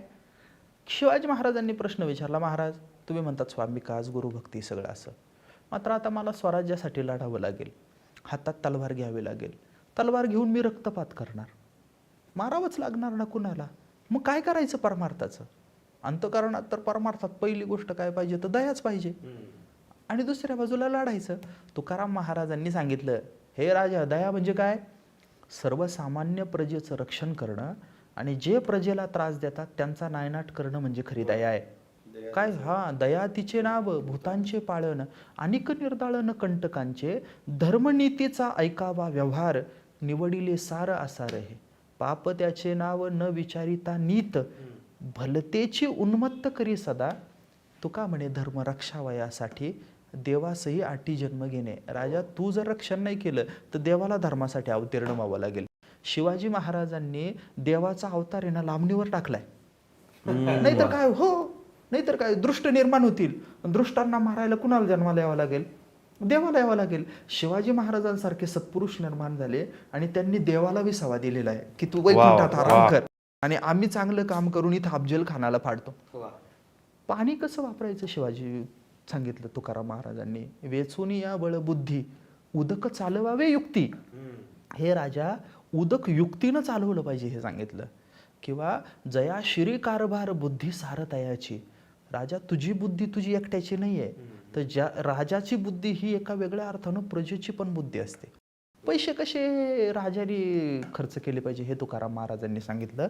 ते म्हणाले की निवडावे धन ज्याची आस करी जन. म्हणजे असे अनेक प्रमाण आहे की जिथं तुकाराम महाराजांनी खूप व्यापक अर्थाने उपदेश केलेला आपल्याला दिसतो. पायकीमधून लढण्याचं बळ दिलं आणि दुसऱ्या बाजूला नीती तत्त्वज्ञानाचाही उपदेश करून स्वराज्याचा लढा पुढे नेतानाची पायाभरणी केली. एक मिनटं सांगू आणखी एक आधुनिक महाराष्ट्रातला संदर्भ सांगतो. काय झालं की इंग्रज आले महाराष्ट्रामध्ये आणि त्यांनी भारत हा मराठ्यांकडूनच घेतला. कारण महाराष्ट्र ही लढवाई जमात होते. तर महाराष्ट्राचं खच्चीकरण करायचं असेल तर काही गोष्टी कराव्या लागतात. शिवाजी महाराजांच्या चरित्राचं विद्रुपीकरण करणं ती चाल असते. ज्यांना ज्यांना कुणाला महाराष्ट्राचा आत्मतेज कमी करायचं असतं ते पहिला घाव शिवाजी महाराजांवर घालतात. तर इंग्रजांनी त्या पद्धतीने केलं. काही इंग्रजी इतिहास संशोधक झाले ग्रँडफ वगैरे सारखे. त्यांनी वनवा सिद्धांत मांडला. आणि काय वनवा सिद्धांत? त्यांचं म्हणणं असं होतं की शिवाजी महाराजांनी जे स्वराज्य उभं केलं तर तो वनवा जसा सहज लागतो तसा लागला. त्याच्यामागे काही विचारधारा वगैरे विचार किंवा अशी स्ट्रॅटेजी किंवा काही सिद्धांत नव्हता. महाराष्ट्रातल्या विचारवंतांनी त्यावर विरोध केला आणि सांगितलं की नाही त्याच्या मागे एक विचार होता. आणि तो विचार काय होता? तर तो विचार महाराष्ट्र धर्माचा होता.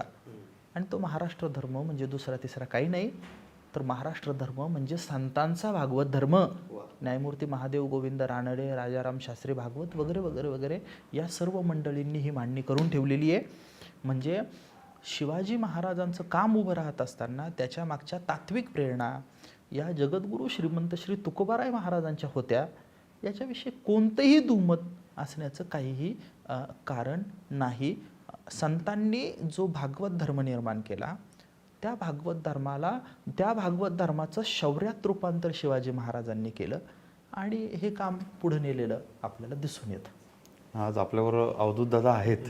एवढा सुरेल गळा असताना आपण एखादा अभंग तरी ऐकलाच पाहिजे असं मला वाटतं. क्या बात आहे. नक्कीच. आता महाराजांचं आपण जसं दिग्पाल दादाने सांगितलं की तुकाराम महाराजांचे अनेक अभंग आपण चित्रपटामध्ये घेतलेले आहेत. तर मला आठवतं की पावनखिंड चित्रपटामध्ये रणी निघता शूर हा अभंग म्हणजे गंमत कशी झाली की आपण म्हणजे आम्ही स्वतःला आपण सगळेच संतांच्या दारातले भिकारी समजतो आणि तेच आपल्याला योग्य आहे कारण त्यांच्या उष्ट्यावरती आपलं सगळं जगणं आहे. तर पावनखिंड हा लॉकडाऊननंतर आलेला चित्रपट आणि आधी शूटिंग संपलं आणि लॉकडाऊन लागलं. तर त्या प्रसंगावरती आधी आम्ही तुकाराम महाराजांचाच एक अभंग जो भारतरत्न पंडित भीमसेनजींनी जुन्या शिवचरित्रपटात गायलेला होता की रात्रंदिना आम्हा युद्धाचा प्रसंग. आधी त्याच्यावरती विचार चालला होता पण एका वेळेला दिग्पाल दादांचा फोन आला की हा अभंग तेवढा अजून आपल्याला वेगळा पाहिजे, अशा पद्धतीनेचा अभंग पाहिजे तर शोधा. मी त्यावेळेस डोंबिवलीत राहत होतो. मग रोज आपला गाथा घ्यायचा, शोधायचा. काही केल्या अभंग मिळाला मी पाठवायचं, फोटो काढून आपला त्यांना पाठवायचं. नाही अजून शोध. महाराजांना शेवटी शरण गेलो. म्हटलं बाबा तुम्हीच द्या आता मला काय, हे एवढा मोठा सागर आहे, समुद्र आहे, ह्यातनं मला म्हटलं त्यात तुम्हीच प्रसाद. एक दिवस सकाळी झोपेतनं उठलो आणि काय प्रेरणा झाली, गाथा घेतला, उघडला समोर अभंग, फोटो काढून दिग्पालला पाठवला. म्हटलं हाच अभंग, हे पाहिजे होतं म्हटलं. आणि नंतर मग तो घडत ते सगळं तिकडून सगळी प्रेरणा असते ते करून घेतात. आणि फार सुंदर अभंग हा झालेला आहे. त्याचं पण थोडा रणी निघत शूर न पाहे माघारे, रणी निघत शूर न पाहे माघारे, ऐश मज धीरे विठ्ठला, ऐश मज धीरे राखे आता संसार हाती, अंतरालो दूरी संसार हाती, अंतरालो दूरी, आता कृपा करी नारायणा, आता कृपा करी नारायणा, रणी निघत शूर न पाहे माघारे, रणी निघत शूर न पाहे माघारे, वागवितो तुझ्या नामाचे हत्यार, हाची बडीवार मिरवितो, तुका म्हणे मज फिरता माघारे, तेथे उणे पुरे तुम्ही जाणा.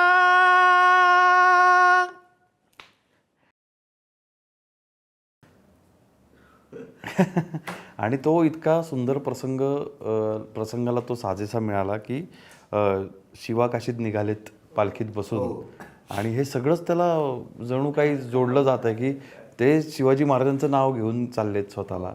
वागवितो तुझ्या नामाचे हत्यार, हाची बडी वार मिरवितो.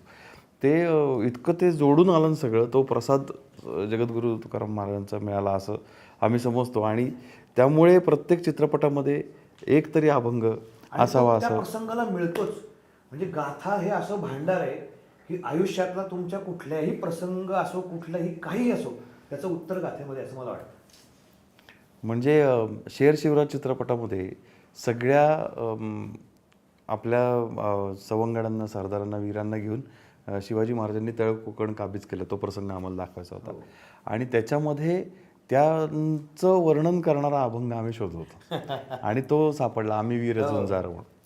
तर असे त्या संगीताचे धागेदोरे आजपर्यंत आपल्याला मदत करतात.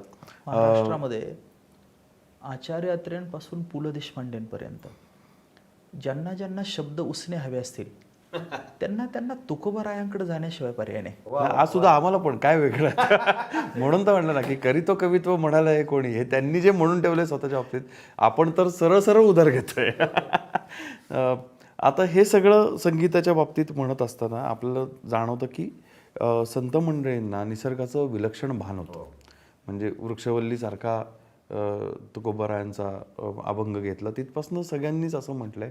आणि एक विशिष्ट गोष्ट आपल्याला जाणवतं की वारी मार्गात येणाऱ्या ज्या नद्या आहेत, लोकमाता ज्या आहेत, त्यांचा वारंवार परामर्श या संत मंडळींनी घेतलेला आपल्याला दिसतो. याच्याबद्दल काहीतरी आपल्याला छान सांगता येईल असं मला वाटतं. तर किती छान गोष्ट आहे.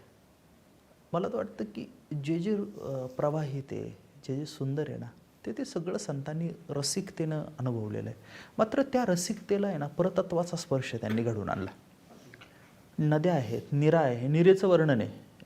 निरा भिवरेच्या तिरे असं एका ठिकाणी म्हणलं. भीमा आणि चंद्रभागा तर काय आहे की वारकऱ्यांच्या दृष्टीनं इतर कुठल्या नदी विधीच्या भानगडीत पडत नाही वारकरी. वारकरी म्हणतात चंद्रभागे स्नान तुका मागे हेची दान. इतकं सगळं आहे. म्हणजे संत नद्यांबद्दल बोलत आलेले, झाडांबद्दल बोललेले, पानांबद्दल बोललेले, पशुपक्ष्यांबद्दल पण बोललेले आपल्याला दिसून येतात. आणि त्यांची ती व्यापकच भावना होती, खूपच व्यापक होती. आणि त्यातही त्यांनी सर्वाधिक महत्त्व नद्या म्हणून जर पाहिलं तर याला दिलेलं दिसतं, चंद्रभागेला दिलेलं दिसतं आपण. म्हणजे पुंडलिक रायानं चंद्रभागेच्या तीरावर देवाला आणून उभं केलं. आणि मग त्यांच्यासाठी विठोबा, पुंडलिक, चंद्रभागा हे कायमचे जिव्हाळ्याचे विषय झालेले दिसतात संतांसाठी. हो, त्यांना खूप जास्त वाटतं हो त्याच्यामध्ये. नदीबद्दलचं आपण जे बोलवतो की चंद्रभागेचा तुम्ही मगाशी गप्पा मारताना एक गंमत सांगितली की एकाच नदीची दोन नावं फार विलक्षण आहेत. मला वाटतं जगातलं पण एक उदाहरण हो, एक म्हणजे की अशी भीमा नदी आहे आणि तिचा चंद्राकृती जो भाग आहे त्याला चंद्रभागा म्हटलेलं आहे. चंद्रभागा. आणि त्या चंद्रभागेच्या तीरावर विठोबा आहे. आणि कसं आहे की माझ्या मनात एक विचार असा आला की अशी तिथे ती नदी वाकडी आहे आणि तीच महाराष्ट्रातली सर्वात पवित्र तीर्थ आहे. म्हणजे वाकडेपणा सुद्धा जिथं वंदनीय होतो वा. अशी जागा म्हणजे पंढरपूर आहे. वा वा. तीर्थच झालं चंद्रभागेचं. इतर नद्यांमधून पाणी वाहतं, वा इंद्रायणी चंद्रभागेमधून पुण्य वाहतं दादा. वा वा क्या बात. म्हणून त्यांना पुण्य सलीला म्हटलं जातं. चंद्रभागेचं वाळवंट हे पांडुरंगाच्या मंदिरापेक्षा अधिक क्रांतिकारक आहे. कारण सामाजिक समतेचा मध्ययुगीन मोठा प्रयोग नामदेव महाराज, ज्ञानेश्वर महाराजांनी तिथं घडून आणला. वा. त्यांनी तिथं काला घडून आणला. काल परवापर्यंत नदींच्या घाटाघाटांवर जातवार आंघोळी कुणी करायच्या, धुणे कुणी धुवायचे, पाणी कुठं भरायचं याची भांडणं होती. तुम्ही गडबडीमध्ये जर दुसऱ्या जातीच्या घाटावर गेला तर भांडणं होतील. अशी परिस्थिती होती बाबासाहेबांनी पाणी उचलेपर्यंत, चौदार तळ्याचा सत्याग्रह आणि नंतरच्याही काही काळापर्यंत. पण 700-800 वर्ष अगोदर चंद्रभागेच्या काठावर सर्व जातीपातीचे लोक एकत्र आंघोळ करत होते. कुणीतरी ब्राह्मण आंघोळ करतोय, शेजारी वैश्य करतोय, शूद्र करतोय आणि काही नाही एकमेकांवर शिंतोडे पण ओढतायत आणि त्यांची भांडणं पण होत नाही तिथं. तुकाराम महाराजांनी नोंदून ठेवलं काय की तुका म्हणे नाती तुका म्हणे नाती हो का भलत्या याती. गावगाडा कळाला ना तर याचं महत्त्व कळत. गावगाडा जर कळाला नाही ना तर काय एकत्र लोक आंघोळ करतात, यात काय विषय. आम्ही जातो ना तिथं स्विमिंग पूलला. हे आपण एकदा काही गोष्टींचे अर्थ कळण्यासाठी त्याचा इतिहास पण ठाऊक असावा लागतो. बरोबर. आणि चंद्रभागा इथं एकत्र आंघोळ केली लोकांनी, सहभोजन केलं, सहज संवाद केला. भक्तीची कोंडी फोडण्याचं काम हे चंद्रभागेच्या वाळवंटामध्ये झालेलं आपल्याला दिसतं. मध्यंतरी मी सुनील कुमार लवटे सरांचं आत्मचरित्र वाचलं. इंद्रजित भालेराव सरांशी पण त्या विषयावर बोलणं झालं. त्यांनी एक बारीक पंढरपूरच्या चंद्रभागेच्या वाळवंटाचा एक वेगळा मुद्दाच मला सांगितला. ते म्हणाले की कसं आहे की मागचे 1000 वर्ष कुठलाही अनाथ मुलगा कुठं सोडायचा तर तो चंद्रभागेच्या वाळवंटात लोक सोडत होते. महाराष्ट्रामधला पहिला अनाथ आश्रम निर्माण झाला तोही पंढरपुरात का निर्माण झाला.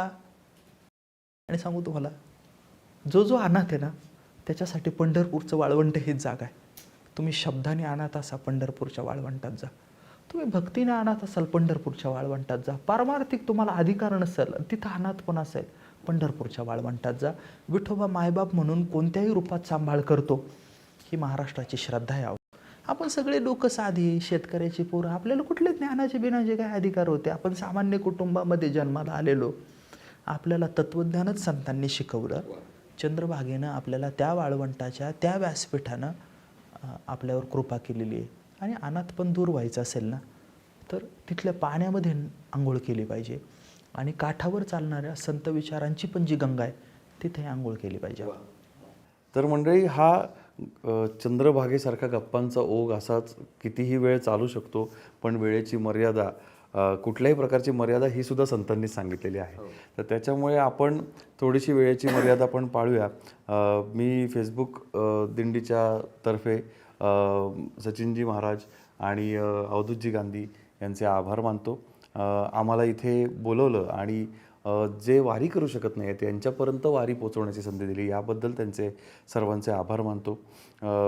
आणि नद्यांबद्दल आपण आत्ता उत्कर्षाच्या बिंदूला बोलत होतो त्यावेळी मला असं वाटलं की सचिनजी महाराजांनी मग अशी एक खूप सुंदर गोष्ट सुचवली होती आम्हाला बोलताना. तर अवधूतजींच्या सुरेल आवाजामध्ये आपण नद्यांची महती सांगणारा संतांचा एक अभंग ऐकूया आणि आत्ताचं हे सत्र थांबूया. संत जनाबाई महाराजांची सुंदर रचना आहे आणि वारकरी पारंपरिक चालीमध्ये आपल्यासमोर सादर करतो. ये ग विठाबाई, ये ग विठाबाई, माझे पंढरीचे आई, माझे पंढरीचे आई. भीमाणी चंद्रभागा, भीमाणी चंद्रभागा, तुझे चरणीच्या गंगा, तुझे चरणीच्या गंगा.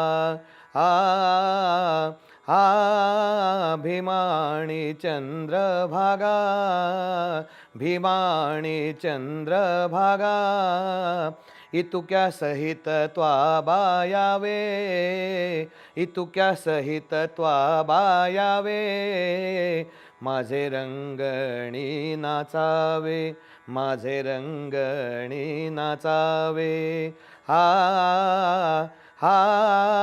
भीमाणी चंद्रभागा, भीमाणी चंद्रभागा,